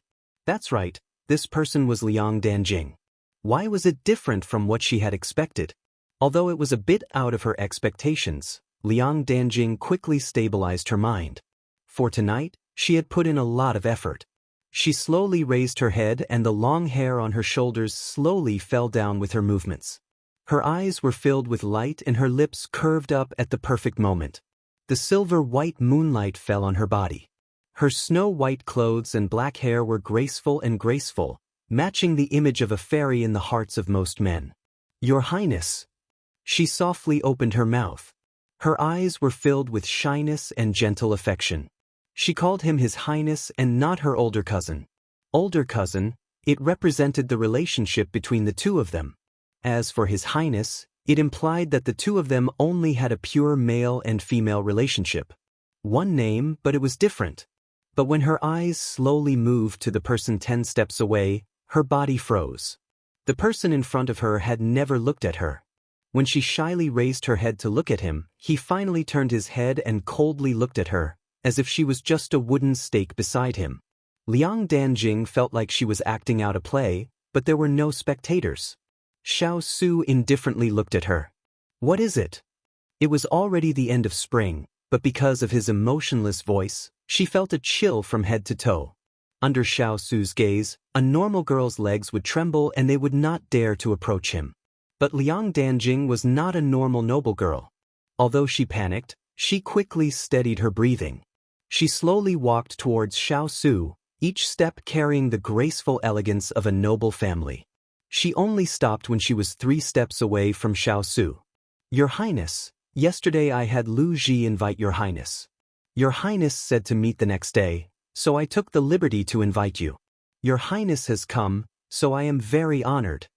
Liang Danjing slightly raised her head and her eyes fell on him, looking very graceful. Xiao Su looked over the girl in front of him. Why are you looking for this king?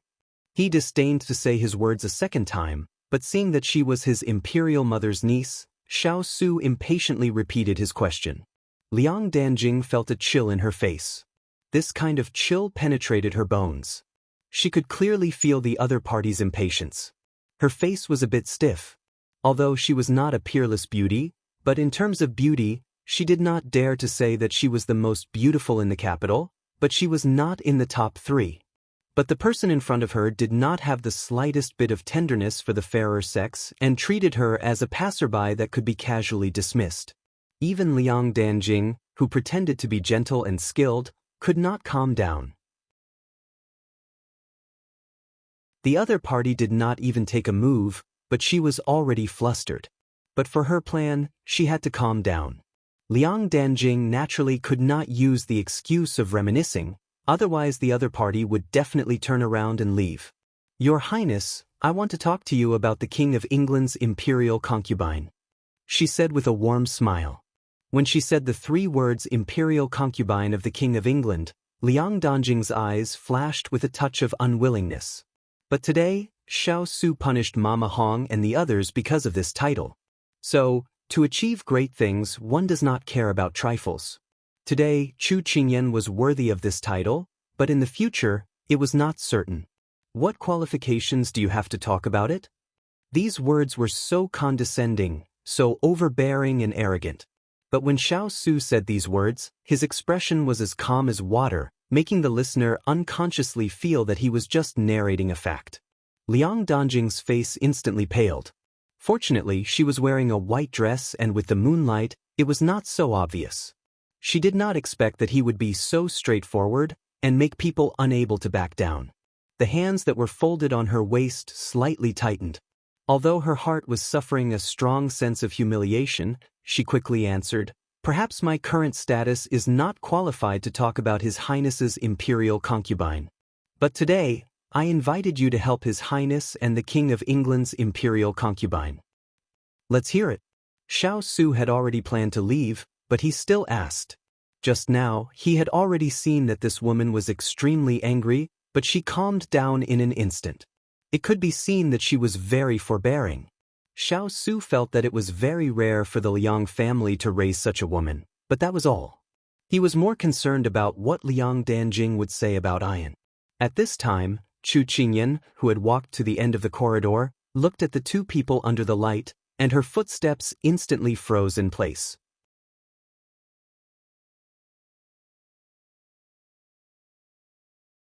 Chapter 808. Aunt doesn't seem to like Princess Consort very much. Liang Danjing was stating a fact, but when she said this, she could clearly feel the pressure coming from Xiao Su. If she had not expected this, her legs would have turned to jelly in front of him. The people who came from the battlefield bathed in blood had an iron-blooded aura and might that made people tremble in fear. But if I have a way to change Aunt's opinion of Princess Consort, is your Highness willing to listen? Liang Danjing said in a sincere tone. When she finished speaking, the pressure on her was lifted. Chu Qingyan silently stood at the end of the corridor and looked at the scene on the other side. As far as the eye could see, the 2 of them stood shoulder to shoulder like a perfect couple. Her body froze slightly and it took her a while to wake up in the cold wind. She was far away, so she couldn't hear their conversation, but it didn't matter what they said. Because she saw a big ice block follow Liang Danjing to the small courtyard. To follow or not to follow? These 2 choices circled in her heart, but her body moved before her thoughts. Chu Qingyan slowly followed after them not long after they left. Big ice block's internal energy was above hers, so she could not follow too close. The 2 walked to the pavilion outside the corridor. Liang Danjing turned around and her gaze landed on the zither table. She had an elegant smile. "Your Highness, I have been studying the zither under the Zither Saint Master since I was young. It has been 10 years. But it is easy to find a zither friend, but hard to find a soulmate. Is your Highness willing to listen to me perform a song?" When Xiao Su came in, his gaze did not land on the elaborately decorated pavilion.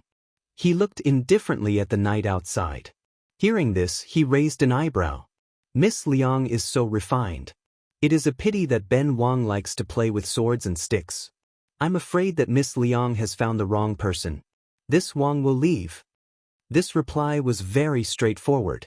Liang Danjing smiled. Your Highness, if you can satisfy my wish, I will tell you the method. She saw the two standing in the pavilion in the small courtyard. She did not go close and just leaned against the sycamore tree, silently watching. Soon, zither music sounded. Good zither skills. Chu Qingyan's gaze focused slightly. This zither skill was comparable to Hua Yu's. The women of the Liang family were indeed not ordinary. Did Big Ice Cube come here tonight just to listen to music? Looking at the two people in the pavilion, one standing and one sitting, Chu Qingyan recalled the past. On the boat that was traveling on the river, he taught her how to play the guqin step by step. Although she had some success in the end, because she was not interested in playing the guqin, she rarely touched the guqin that he had given her. Now that she saw Liang Dan playing the guqin quietly and elegantly, she wondered if Big Ice Cube's type was this kind of elegant girl. She came back to her senses and looked at the pavilion again. At this time, Liang Danjing, who had stood up at some point, walked towards Xiao Su. Suddenly, her body swayed and she fell into Xiao Su's arms. Chu Qingyan closed her eyes slightly. There was no longer any need for her to stand here. She turned around and left without looking at the scene in the pavilion.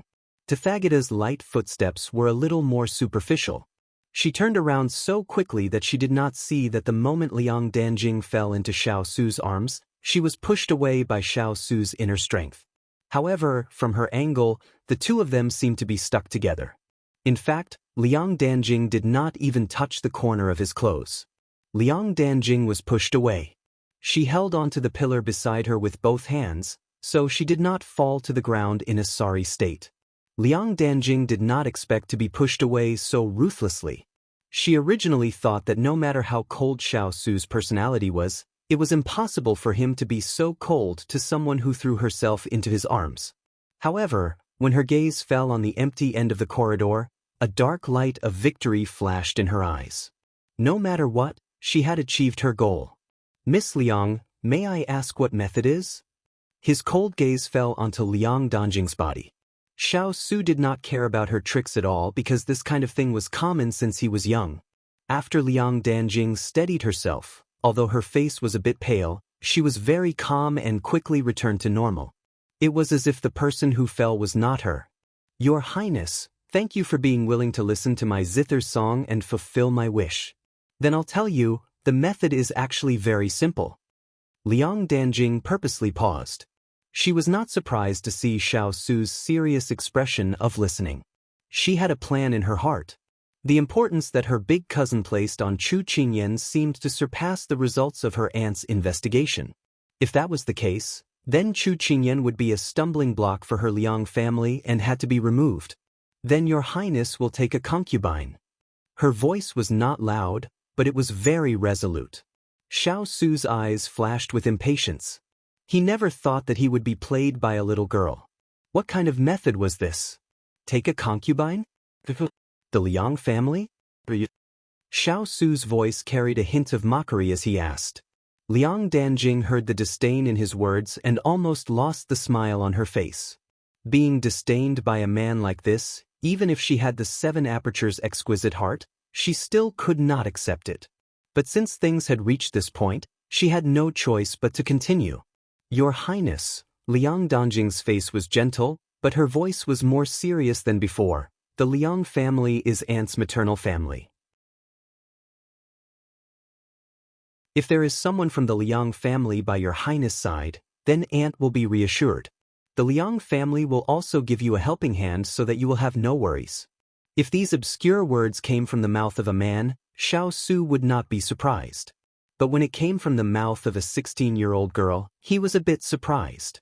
But when he thought about how the Liang family could cultivate such a talented woman like his Muhu, then it would not be a problem to cultivate a few more.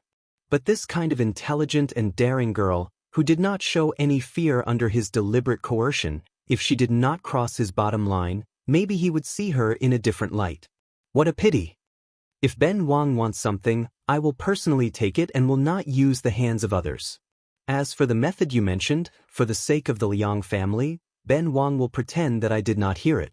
If Ben Wang hears it again, I believe that with your intelligence, you will be able to guess the consequences.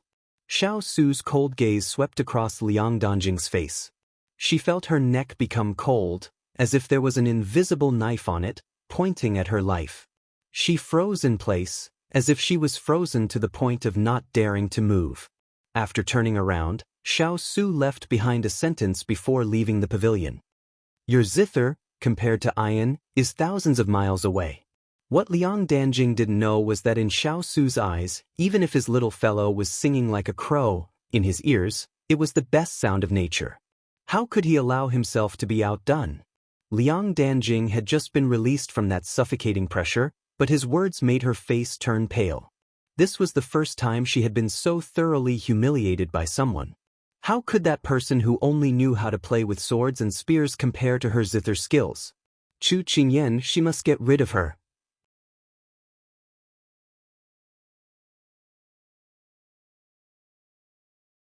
Chapter 809. Chu Qingyan was in a daze. She kept walking until she reached a door. When she looked up, she realized that she was in Sima Jun's courtyard. How did she end up here? At this time, Sima Jun should be resting. Chu Qingyan turned around. Since you're here, why don't you enter? A gentle voice rang out. Chu Qingyan stopped and looked in the direction of the voice. She saw an elegant and languid person on the steps. She was casually wearing a coat and looking at her with a smile. Chu Qingyan suddenly understood why she was here. It was because this person gave off an inexplicable sense of familiarity and closeness. Just like now, just by hearing her voice, she calmed down. Did I disturb your rest? She walked over in a daze and did not deliberately hide her footsteps. People who practiced martial arts had excellent hearing, so it was normal for Sima Jun to hear her. Sima Jun yawned and leaned against a pillar. She said with a sleepy expression, "Since you're so noisy, why don't you get up? Why didn't you sleep in the middle of the night and came to my place? Also, who was playing the zither just now? There must be a hole in the head. Not only did it disturb my sleep, that mournful tune, was it a mournful wail?" Sima Jun was very grumpy when she woke up. Actually, what woke her up was not Chu Qingyan's arrival, but Liang Danjing's tune. She happened to see the dazed Chu Qingyan when she came out for a stroll. She did not want to pay attention to her, but she could not bear it and called out to her.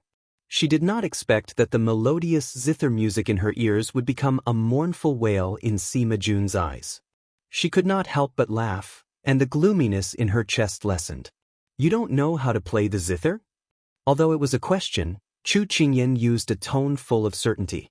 Sima Jun was stunned and then became unhappy. She only wanted to make this frowning girl laugh, but she did not expect to be exposed. She immediately widened her eyes. When Tanning heard Chu Qingyan's words, she smiled and replied, "My mistress doesn't like to play the zither." Although Master Ji wanted to teach her, Mistress refused to cooperate. In the end, Master Ji could only give up. "Tanning, no one will treat you as a mute if you don't speak." When Sima Jun said this, his tone wasn't as unbridled as before. Chu Qingyan realized that Sima Jun would change whenever he mentioned this era master. It was really strange.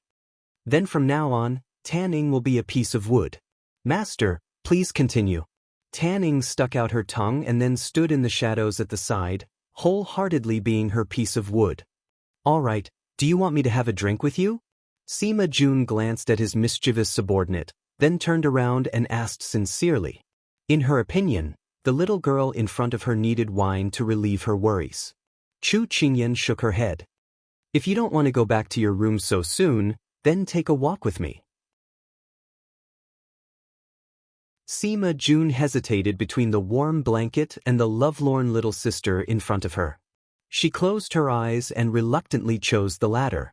In the courtyard, there was an old tree that was as tall as 5 or 6 people. On the thick tree trunk, there were 2 beautiful women sitting on it. Their expressions were unrestrained and unrestrained. Although they didn't look like the young ladies of noble families, they exuded an air of nobility and elegance. No one would dare to use the word vulgar to describe them. "What are you thinking about?" When they were strolling downstairs, the people beside them didn't say anything. In the end, she suggested to come up and sit.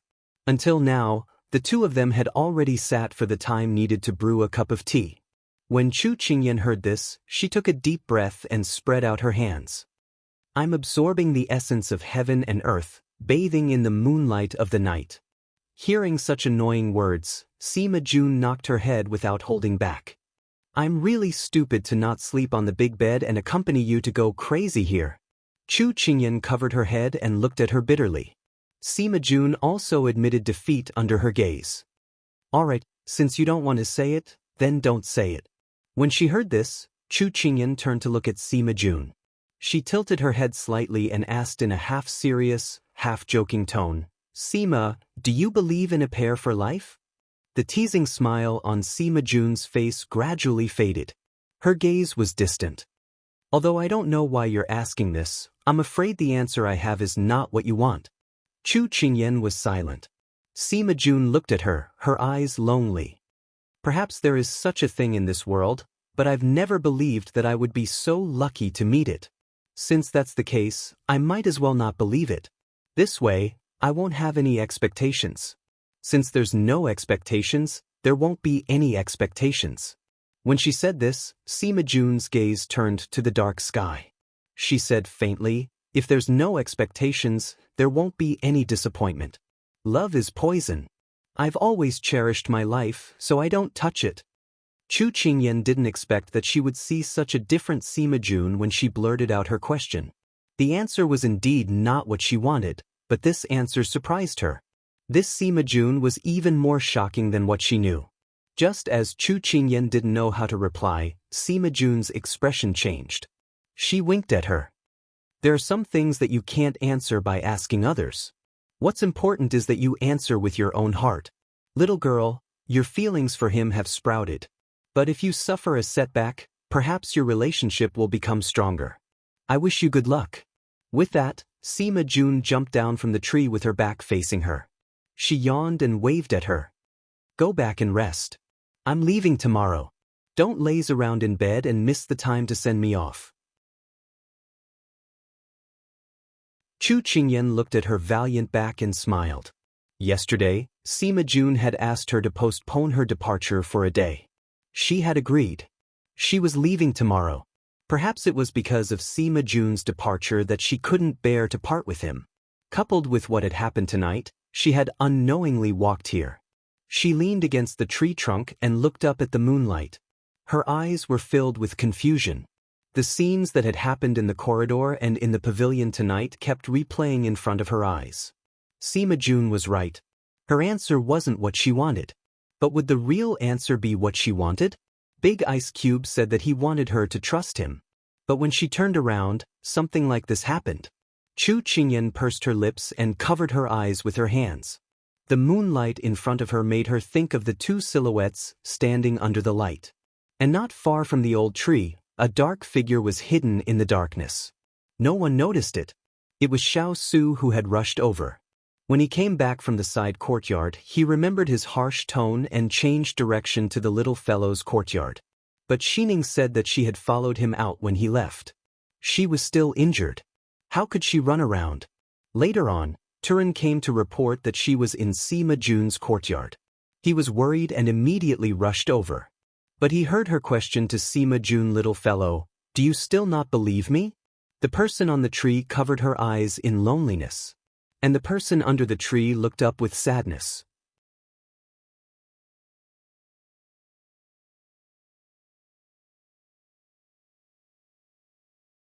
Chapter 8:10.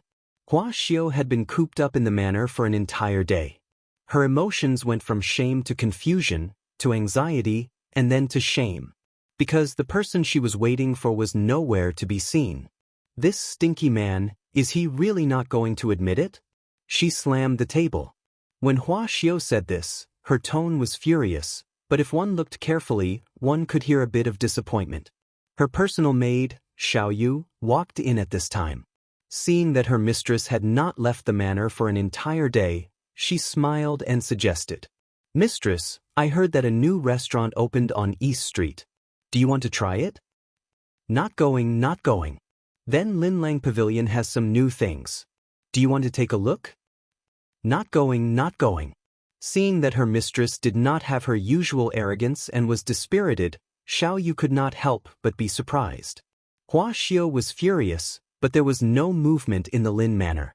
She only knew that Lin Fengyi had not returned to the Lin Manor since he left that morning. She could not help but tug at the things in her hands and grit her teeth. What could be more important than her? Xiao Yu watched as her mistress undid the Southern Sea pearl necklace one by one. It was unbelievable. Was her mistress crazy? Hua Xiao suddenly stood up. She was not the kind of person who would die for a man. So what if Lin Fengyi did not admit it? She would continue to be the young master of the Hua family, and he would continue to be the magistrate of Jiangnan. In the future, they would go their separate ways. She could only blame herself for being careless. People said that it takes two to clap. She was also at fault. She could not put all the blame on Lin Fengyi. She was not a weak girl from Jiangnan who valued her chastity more than her life. This time, she would just treat it as being bitten by a dog. She had learned a lesson. Thinking of this, Hua Xiao bitterly wiped the corner of her eyes and strode out. Xiao Yu, I am going out. If my father is looking for me, ask Ah Fu to pass the message. Xiao Yu quickly agreed. She walked so quickly that no one saw the redness in her eyes. Once Hua Xiao left the Hua Manor, she went straight to the Chu Manor. Yesterday, she had been tormented by that stinky man, Lin Fengyi, until she had no strength at all. In addition, there were those ambiguous marks on her neck, so she could only rest at home. Moreover, she had lost her virginity and was in a daze. She had no energy to think about those serious matters at all. Now that she had put the matter at the back of her mind, she remembered that Qing Yanluo and the cargo ships were still being held captive. She immediately rushed to the Chu estate. But when she saw Chu Qingyan, she couldn't help but be shocked by the two big dark circles under her eyes. Were you a thief last night? How did you make yourself so listless? Hua Xiao suddenly forgot what she wanted to say and pointed at her dark circles and asked. Chu Qingyan leaned back in her chair. Hearing her question, she rubbed her eyes subconsciously. It's nothing. Maybe I drank too much tea last night and couldn't sleep. Last night, when she was lying on the bed, her mind was filled with the scene under the light. She tossed and turned, unable to sleep the entire night. Hua Xiaoli looked at her doubtfully when she heard that. Chu Qingyan's hand stiffened. She knew that Hua Xiao must have noticed something, so she immediately changed the topic. Why are you here so early in the morning? With this reminder, Hua Xiao finally remembered the purpose of her visit. A deep sense of guilt surfaced on her face.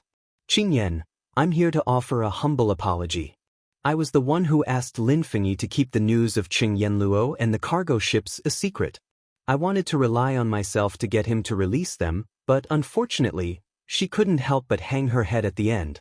It was a pity that in the end, there was nothing left of her, but she still couldn't get Lin Fengyi to release them. Only then did Chu Qingyan remember this matter.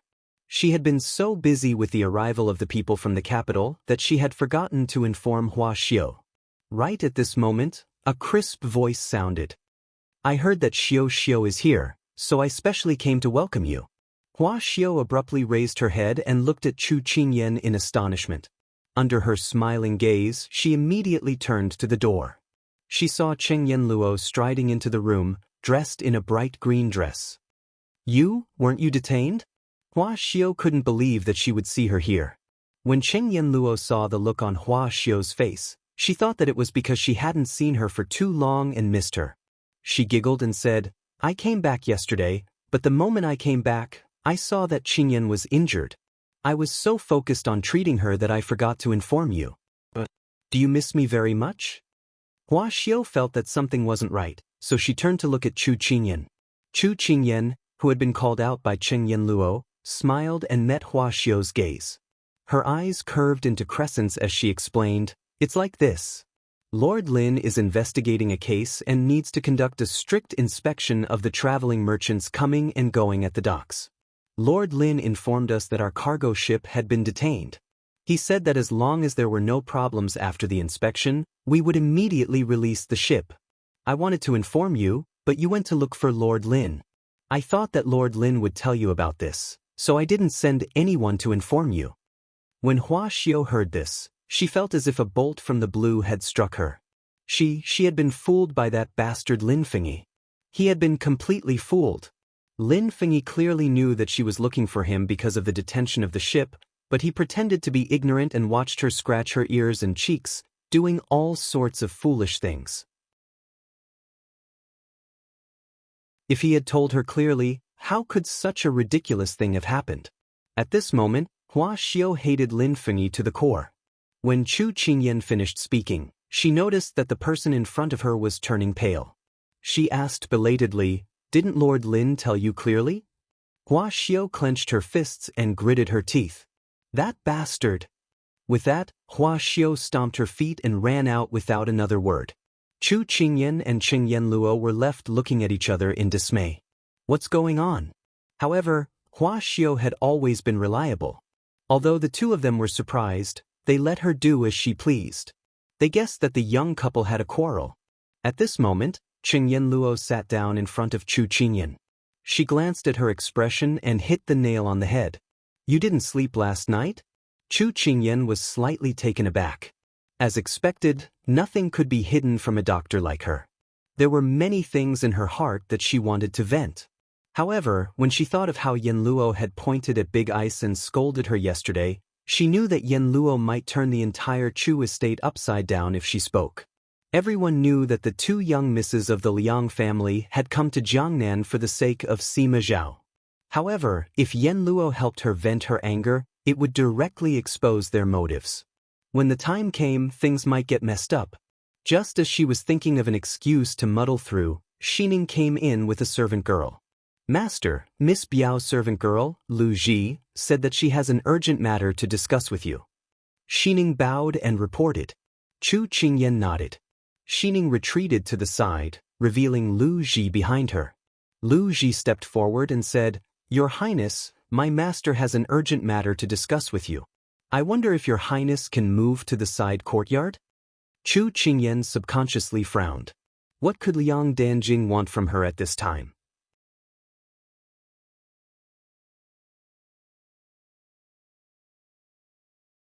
Chapter 8:11. How impudent! My princess consort and your young miss are of higher status. How dare you ask the princess consort to lower herself to see your young miss? Cheng Yenluo, who was sitting on the side, coldly snorted. She had heard about the Liang family's visit as soon as she came back. Coupled with the little lass's injury, she didn't need to think to know that these people were trying to push the little lass down from the princess consort position. Since she had come back, how could she let others bully the little lass? When Lu Ji first entered the Chu residence, she thought that everyone here was gentle and soft. She thought that they were all weak-willed people. Now, this woman who had appeared out of nowhere had given her a hard time. Lu Ji sneaked a glance at Chu Qingyan and realized that she looked calm. She did not seem to be affected by the words of the people around her. To be able to become Liang Danjing's confidant, Lu Ji was not only reliable, but also good at reading people's expressions. Cheng Yenluo's clothes weren't ordinary and she could sit beside Chu Qingyan, so her status wasn't low. But she was the head maid of the Liang family and had a high temperament. She didn't argue with Cheng Yenluo and turned to Chu Qingyan with the respectful expression. "Esteemed princess consort, it's like this. Last night, my master caught a cold and shouldn't be exposed to the wind. That's why this servant came to invite esteemed princess consort over. I hope esteemed princess consort can understand." It was a good thing that her young miss had told her this before she came out. Otherwise, she would have been scolded here. Lu Ji admired her young miss very much. Caught a cold? Chu Qingyan thought of the scene she saw last night. Her eyes moved slightly before she lowered them.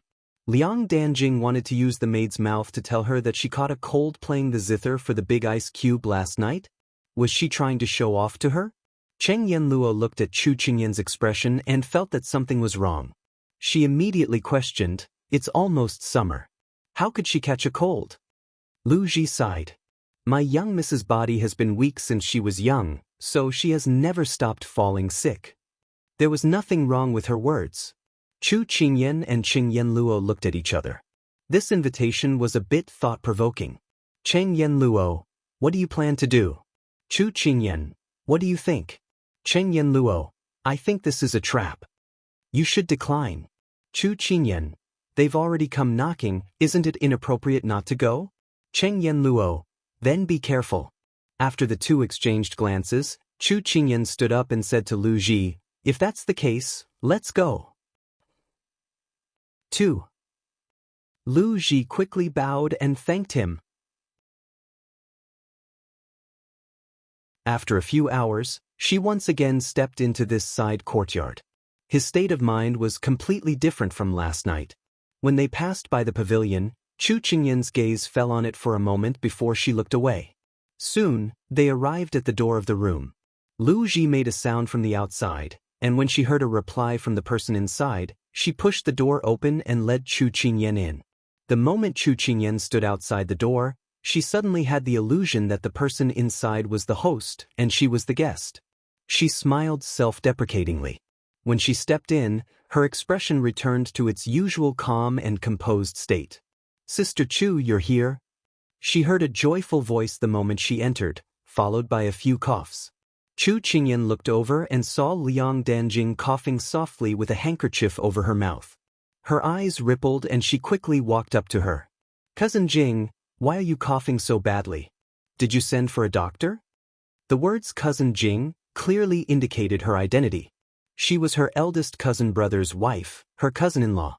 Liang Danjing's hand paused for a moment, then she removed the handkerchief and forced a smile at Chu Qingyan. It's nothing. It's just a small problem. I'm used to it. Lu Ji has already brewed medicine for me today. I've made Sister Chu worry. Chu Qingyan's gaze fell on her rosy cheeks. Her gaze deepened, then she looked away and smiled faintly. Cousin Jing, you don't have to be so polite. You're His Highness cousin, so you're also my cousin. There's no need to be so formal with me. Liang Danjing tightened her grip on the handkerchief. She was sick of Chu Qingyan talking about her identity. Sooner or later, her identity would change. Thank you, Sister Chu. Please take a seat. She smiled and used the word Sister Chu. She looked so innocent, as if she didn't realize that it was unreasonable. But she had to call her that. She didn't want to call her cousin-in-law or Wang Fei at this time. Chu Qingyan could hear the hidden meaning in her words, but she wouldn't argue with her on this. She smiled and sat down on a chair on the side. Liang Danjing's eyes turned. Her fingers stroked the handkerchief as she sighed. Actually, it's also Sister's fault for being useless. Last night, I was only focused on learning from eldest cousin and forgot that the night wind was cold. I didn't put on more clothes, so I caught a cold. The night wind is quite strong. You're weak, so you should go out less at night in the future. Since she was her cousin-in-law, she naturally had to act. Chu Qingyan said in a concerned tone. Liang Danjing's eyes flashed.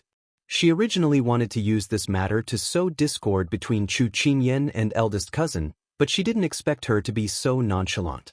Was she too good at enduring, or was she too stupid to understand these words? Sister will remember. Chu Qingyan followed up with a few more words of concern. Liang Danjing probed a few more words, but she found that she didn't listen. Her heart was a bit unsettled. In the end, she directly threw out her trump card. Older Sister Chu, you're so smart, so you should know why my sister and I came to Jiangnan. Her face was flushed as if she was a bit shy. Chu Qingyan sighed. This girl finally got to the point. She thought she would have to keep going in circles with her. I know that you rarely go out. Now that you're taking advantage of the fireworks in Jiangnan in March, you can experience the local customs, visit relatives, and see the scenery. It's quite good. As the saying goes, it's better to travel 10,000 li than to read 10,000 books. Chu Qingyan replied with a smile. Liang Danjing was stunned. She had already said it so bluntly, but this person was still beating around the bush. Sure enough, this Chu Qingyan couldn't be underestimated. No wonder Mama Hong and the others fell into her hands. That's only one of the reasons, but the main reason is another. Liang Danjing said shyly. When Chu Qingyan heard this, she knew that she was going to lift the veil. We were ordered by Aunt to go to Jiangnan to serve by His Highness' side. Right now, us two sisters have already rested in the manor for a few days, and the fatigue from the journey has already disappeared. We originally didn't want to mention this matter and worry older sister Chu, but this was Aunt's order, so us sisters didn't dare to disobey. So today, we boldly ask older sister Chu about this matter. We hope older sister Chu will forgive us. She was recommending herself to be the pillow, and she was openly declaring war on her, the main wife. Chu Qingyan sneered in her heart. Sure enough, shameless people were invincible.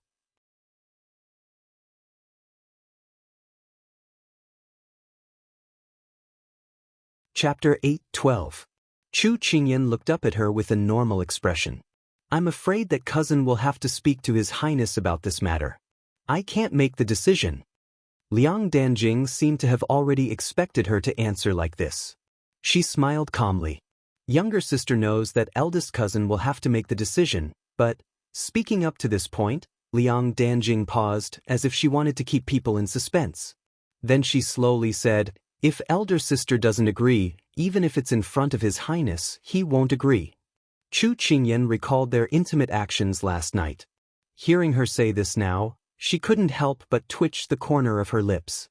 Liang Danjing's motive for saying this was probably to disgust her. His Highness never allows anyone to interfere in his matters, so I'm afraid that I can't help you. Chu Qingyan deflected the question back to her. Liang Danjing looked at Chu Qingyan with a deeper meaning in her eyes.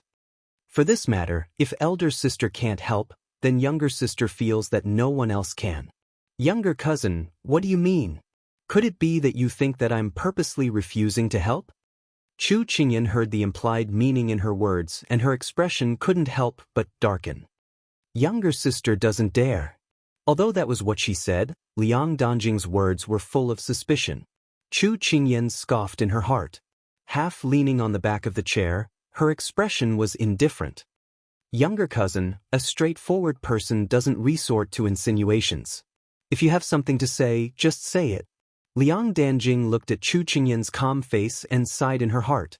This person was stubborn. No matter how she provoked her, she didn't lose her composure. With such a calm and steady attitude, how was she going to continue with her act? Since that was the case, she might as well speak her mind openly. Elder sister Chu, you can't compare to us. At least you grew up by His Highness's side. Although His Highness's temperament is rather cold, you've been with him for so many years, so you have some status in his heart. Perhaps he won't listen to other people's words, but if it's you, then it might be different. Liang Danjing's face was sincere, but in her tone, there was a hidden meaning. Asking her to persuade the ice cube to take a concubine? Chu Qingyan felt that unless her brain had been kicked by a donkey, she would never do such a thing. She had already tried her best to calm down, but this person just wouldn't stop. Chu Qingyan was also a little annoyed. Cousin, there's nothing I can do. You should talk to His Highness yourself. Chu Qingyan got up and prepared to leave. She didn't want to get involved in these matters at all. So what if they acknowledged her as princess consort? Whether or not to take a concubine was never up to the wife to decide. The most important thing was still up to the man. If they wanted to, they couldn't stop them even if they wanted to. Chu Qingyan suddenly felt that the women of this era were very sad. Because they were obedient to their fathers at home and obedient to their husbands when they were married. They had never lived for themselves for a day. Just as she was about to leave, Liang Danjing's voice rang in her ears, mocking her. Chu Qingyan, do you really think I need you to help me? Chu Qingyan turned to look at her. Then what did you mean by saying so much? I just wanted to see if you were qualified to be His Highness Princess Consort. I also wanted to see if you had the magnanimity to tolerate others. Liang Danjing looked at her without showing any weakness. She really spoke in a righteous manner. Chu Qingyan sometimes couldn't understand where these people got their courage from. Liang Danjing had a bit of ridicule on her face. It's a pity that you came from a poor family and are so petty. No wonder Aunt doesn't like you. A daughter-in-law who doesn't know how to produce offspring for the royal family will be replaced in the end. It's not easy to be a royal daughter-in-law, and His Highness can't only favor you. You should have seen last night that His Highness isn't as infatuated as you think. She didn't want to fall out so early, But last night's results didn't seem to be as good as she thought. But at least it left a thorn in her heart. Since that thorn was already buried, it was better to stab harder. Perhaps there would be an unexpected result. The faint smile on Chu Qingyan's face disappeared. After beating around the bush for so long, it turned out she was waiting for her here. Young Miss Liang, you're right, but I've never seen an unmarried girl say such shameless words and chase after someone. You're the first one. Chu Qingyan didn't want to speak so harshly and didn't want to argue with her, but this person always thought she was better than others and kept pushing her into the mud. Even if she was a clay statue, she still had a bit of a temper. As expected, these words made Liang Danjing's face turn white and her face turn red. After all, Liang Danjing was still a virgin who had yet to experience the affairs of the world. Moreover, she was a pampered young lady. She had never been criticized so bluntly. Liang Danjing was speechless for a moment. Chu Qingyan felt it was very boring and she didn't want to stay any longer, so she turned to leave. After cultivating for so many years, she didn't think she would be provoked by a girl who was still wet behind the ears. When she walked to the door, Liang Danjing's arrogant voice changed, and she chased after her. Chu Qingyan, you only have an advantage over us because you've been with His Highness for a few more years. As long as we stay by His Highness' side, it won't be long before your position will be taken by us. You should know that His Highness is the eldest son of the imperial family. What kind of path does he have in the future? Now that the princes are fighting both openly and covertly, His Highness needs someone to support him from behind, and our Liang family is his most important right-hand man. The marriage alliance will be put on the agenda sooner or later. At that time, can you still keep your position? Besides, even without the Liang family, there will be the Wu family, Qin family, and Li family. You can hold them off for a while, but can you hold them off for a lifetime? Every word was heavy as it smashed at her. Chu Qingyan suddenly turned around, her eyes as cold as ice. These are all things you've thought of for him. Have you asked if he's willing? Liang Danjing's lips curved slightly, her tone cold. Stupid princes, if you don't fight, only death awaits you. Don't tell me you want to watch him walk down the path of death? Moreover, it's not bad for a man to aspire to travel far and wide, but who would give up that supreme position and live a life of wandering about? Chu Qingyan, His Highness is a man of great talent and bold vision. I hope you won't become his stumbling block. Chu Qingyan's face suddenly paled and she froze on the spot. She finally understood what it meant to hurt people without seeing blood with words. Since elder sister still has things to do, then younger sister won't keep elder sister. Elder sister, take care. After Liang Danjing finished speaking, her expression was gentle and virtuous. She didn't look like the person who had said those sarcastic words just now. Before she came to Jiangnan, her aunt had given her instructions. First, she wanted eldest cousin to agree to take a secondary consort. Second, she wanted eldest cousin and Chu Qingyan to have animosity between each other. If she could get rid of her, it would be even better.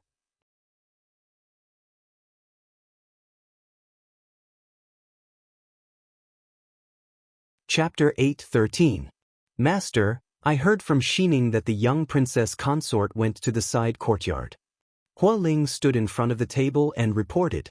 Xiao Su raised his head. Why would she go to the side courtyard for no reason? Hua Ling shook his head. This subordinate isn't sure either. I only heard from the servants that the young princess consort's complexion was very bad when she left the side courtyard. Do you think Miss Biao bullied the young princess consort? That being said, Hua Ling didn't believe that the Liang family could climb over the young princess consort's head and behave so atrociously. The young princess consort should be thanking the heavens if she didn't bully others. Xiao Su also thought so, but he felt that something was wrong. Ask Ayan to come over. Hua Ling immediately complied. When Chu Qingyan returned to her room, she found Xingyan Luo still sitting there with her legs crossed, leisurely drinking tea. Lass, why do you look so pale? Come over and let me take your pulse. Chengyan Luo raised her head and saw her enter. She put down her teacup and waved at her. Chu Qingyan shook her head and forced a smile. I'm fine. Chengyan Luo obviously didn't believe her. Just as she was about to ask, Jean Xen walked in from outside. Master, Miss Sima just sent someone to pass on a message. She asked this subordinate to inform you that they will be setting off in the time it takes to burn a stick of incense. After this morning's incident, she had almost forgotten about Sima Jun's departure. A thought flashed through her mind and she immediately called Xining in. Master, what are your orders? Xining asked in confusion. Chu Qingyan looked at her and ordered sternly, pack a luggage. I want to go with Sima Jun. Everyone in the room was stunned when they heard this. Jean Xine was the first to speak. Master, you don't have to do this. Su Yi and the rest will handle it. You can rest assured and wait for news in the residence. That's right, Master. Isn't this decision too sudden? Please reconsider. Xining immediately chimed in. Chu Qingyan raised her hand to stop them. I've already made up my mind. No one can change it. All of you, go and prepare. Jean Xine and Xining looked at each other and could only go down to prepare. Cheng Yanluo hadn't said a word since Jean Xine came in. She had left Jiangnan for some time and didn't know what had happened in the mansion recently. She only knew that Sima Jun was rescued by the little girl on the side of the road. She hadn't asked the little girl about the story behind it. However, she wasn't without discernment. As soon as she heard the conversation between Jean Xine and Xining, she knew that it would be dangerous. Little girl, what's wrong with you? It's not like you to come up with ideas on the spur of the moment. Hearing the obvious disapproval in Yanluo's words, Chu Qingyan turned around and looked at her deeply. There was a darkness in her eyes that no one could understand. Yanluo, I am doing this for myself. Don't worry, I will come back in one piece. Yanluo wanted to say something, but Xining and Jean Xine had already returned. Chu Qingyan took the bundle from Xining's hands and patted her head as a reward. Then, she left with Jean Xine without any reluctance. Cheng Yanluo sighed softly as she watched her leave. When the little girl went to the side courtyard, she went to find Xiao Su and quarreled with him. Of course, it was a one-sided declaration of war, and the other party didn't accept it at all. She came back in a fit of anger. She wanted the little girl to give Xiao Su the cold shoulder for a few days and let him know what it felt like to kick an iron plate. She didn't expect the little girl to disappear without a word. Why did she feel that there was something strange between the little girl and Xiao Su the moment they returned to Jiangnan? What exactly was going on?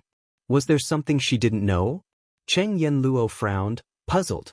Sima Jun and the others were ready to set off. When they saw Chu Qingyan coming in from outside, they couldn't help but smile. You have a conscience, little girl. You're here to see us off. Chu Qingyan walked up to her and smiled. I'm not here to see you off.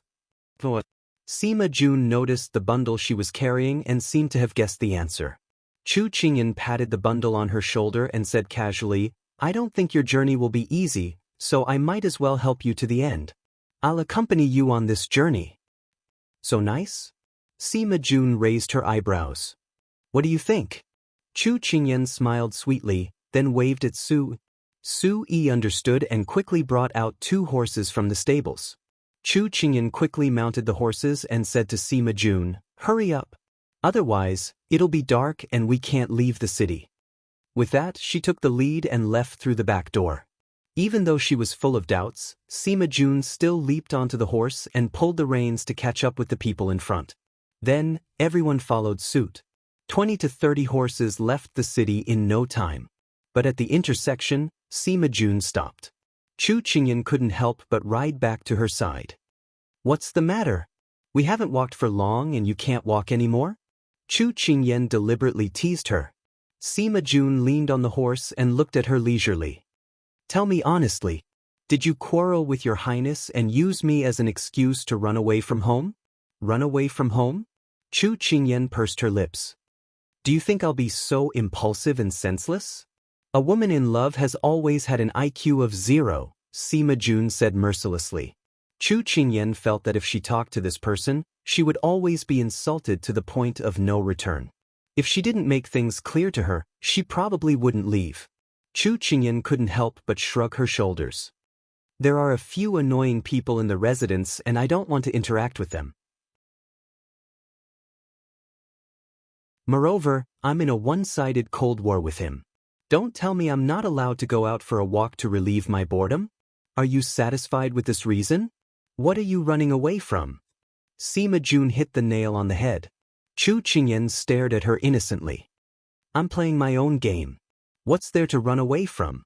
Sima Jun spread her hands. You've already put it this way. If I drag you down, wouldn't I be disloyal? You're a good brother. Chu Qingyan winked at Sima Jun. Then she swung the whip on the horse's back and rode the horse forward with a hearty laugh. Sima Jun stroked her chin as she looked at Chu Qingyan's figure. Interesting, interesting.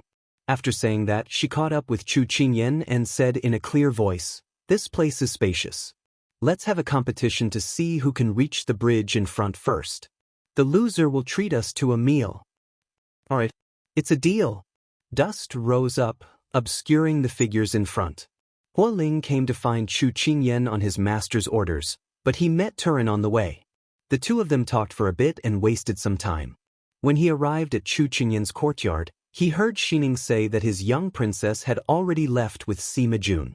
He secretly cursed in his heart. The young princess had left without an invitation. This matter was serious.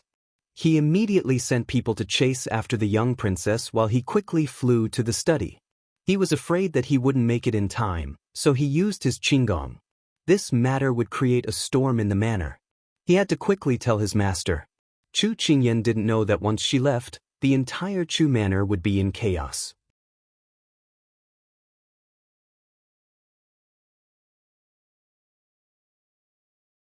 Chapter 8:14. When Xiao Su received the news, Chu Qingyan's group had already left Jiangnan City. Xiao Su threw down the book in his hand and looked coldly at Hua Ling. What is going on here? His master rarely got angry. Only little Wang Fei was able to easily disturb his master's mood. When his master wasn't here, Hua Ling complained in his heart, but he could only endure his master's anger. He replied with fear and trepidation. This subordinate also doesn't know what is going on, but this subordinate asked Xining. She said that little Wang Fei didn't have any plans to accompany us, but for some reason after returning from the side courtyard, she made this decision. It should be a last-minute decision. Finishing, Hua Ling immediately hung his head. There was no need to guess. It was obvious that it had something to do with the side yard. At this time, Turin came in after receiving the news. But when he saw the atmosphere in the room was so gloomy and his master's face was so dark that people didn't dare to breathe, he couldn't help but give Hua Ling a look of inquiry. Turin whispered what he had just said to him. Turin was shocked and immediately turned to speak to his master behind the table. This subordinate doesn't think little Wang Fei is someone who doesn't know the severity of the situation. Something must have happened for little Wang Fei to do this. Ben Wang knows Ian's personality better than you. She wouldn't leave for no reason. Hua Ling, immediately investigate what happened before Ian left. Turin, immediately release the news. Have all the secret agents follow Ian and protect her safety. Xiao Su ordered in a heavy voice. Hua Ling and Turin quickly left with the order. When he was the only one left in the room, Xiao Su leaned back in his chair and furrowed his brows. Every time the little fellow went out, she would send someone to inform him. This time, she left so quietly. If he didn't ask Hua Ling to look for her, he wouldn't even know that she had left Jiangnan. Ever since he lost his temper at her yesterday, he felt guilty. However, her lack of trust made him angry. He wanted to wait for her to express herself, but in the end, he was defeated. He took the initiative to look for her, but he didn't expect this to be the result he was waiting for. Xiao Su wondered if he had done something wrong. He closed his eyes and leaned back in his chair, looking dejected. After a while, there was a sound of footsteps in the study. Xiao Su thought that Hua Ling had returned, but when he opened his eyes, he found that it was Qing Yanluo who had come by this morning. What is it? Xiao Su sat upright and looked at her. Cheng Yanluo sat down at the side and raised an eyebrow at Xiao Su, taking pleasure in his misfortune. Then, she said leisurely, Your Highness, you seem to be very distressed. Xiao Su said indifferently, Are you here to make sarcastic remarks? Cheng Yanluo shrugged. I'm here to see someone reaping what he sowed. I didn't expect to see His Royal Highness being so helpless. It's an eye-opener. Xiao Su snorted and didn't say anything else. If she hadn't been his little fellow's good friend for so many years, he would have thrown her out long ago. Seeing that he didn't say anything, Qing Yenluo understood. She stood up and walked in front of Xiao Su. Her voice was full of mockery. Since you're not going to say anything, I'll say it. You probably didn't expect that the little girl would leave you without a word one day, right? Qing Yenluo. Xiao Su looked at her coldly. His gaze was oppressive, and a cold wind blew. Qing Yenluo sighed in her heart. Sure enough, Xiao Su's Achilles' heel was the little girl. She had to teach her a lesson. I know you. I'm Qing Yenluo. I know. My name is Qing Yenluo, you don't have to stress it so much. Qing Yenluo turned around and chuckled. She seemed a little melancholic. Your Highness, this little girl isn't the kind of person who acts on impulse. She has her reasons for everything she does. You're the only thing she cares about other than her parents. She hasn't left your side for 5 years, but this happened. Have you ever wondered why? Xiao Su withdrew the cold aura around him. He couldn't deny that Qing Yenluo was telling the truth. A sense of helplessness welled up in his heart. Go on. Since she was here again today, she must have something to say to him. She had a good relationship with the little fellow. Perhaps she could know what the little fellow was thinking recently. Qing Yenluo turned around to face him. She wanted to say something to provoke him, but when she saw his desolate appearance, she paused and said, Your Highness, let me ask you a question. What do you think of the 2 young ladies of the Liang family? What does this have to do with Ian's departure? Xiao Su frowned. He felt that this question was ridiculous. You answer first. Qing Yenluo insisted. They're just 2 outsiders. Although Xiao Su was impatient, he still replied. Hearing this, Qing Yenluo looked at him suspiciously. Seeing that he didn't seem to be lying, she couldn't help but sigh. So that's how it is. Your Highness, I feel that this little girl has wronged you by throwing a tantrum. What do you mean? Xiao Su's expression was a little ugly. Qing Yenluo didn't want to beat around the bush. She said bluntly, Your Highness, you have a high IQ, but your EQ is worse than a random passerby. The 2 young ladies of the Liang family have received orders from your mother to head to Jiangnan. What are they planning? They are simply scheming. Everyone knows. But what about you? You haven't made your stance clear. You've only placed them in the courtyard. What do you want the little girl to think? Even if she trusts you, she can't do anything about other people's malicious instigation and fanning the flames. Xiao Su seemed to have comprehended something, but before he could make sense of it, Qing Yenluo spoke again. But just as you said, the 2 young ladies of the Liang family are outsiders. Their lethality is definitely not enough to make the little lass run away to avoid them. So, Qing Yenluo looked at him meaningfully, have you ever found a problem with yourself? For a moment, Xiao Su was at a loss for words and had nothing to say. After a moment of silence, Xiao Su was perplexed. Then why didn't she ask me? Qing Yenluo found it funny. Don't you know that other than saying one thing and thinking another, girls are good at being stubborn? She's just waiting for you to take the initiative to ask. All right, that's all I have to say. Think about it carefully. After Qing Yenluo left, Xiao Su covered his face with his hands. He looked more tired than if he had just fought a war.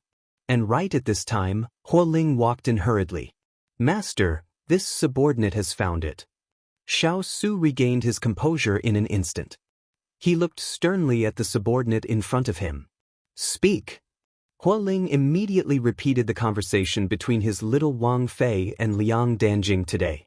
As he spoke, he looked at his master and found that his master's face was getting darker and darker. There was a sense of foreboding that a storm was coming. Hualing swallowed his saliva and threw out another heavy blow. Master, the young princess consort knows that you went to the side courtyard last night. Not only does she know, but she also heard from the hidden guards that she went to the side courtyard. Boom. Xiao Su felt something explode in his mind. She looked so sad last night. So it was because you're tuning in to the Passion Pages YouTube channel.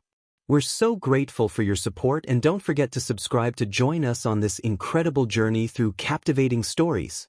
Your generosity through donations truly makes a world of difference, as it's the primary source of revenue that allows me to expand and enhance this channel for you. Thank you from the bottom of my heart for being a part of this adventure.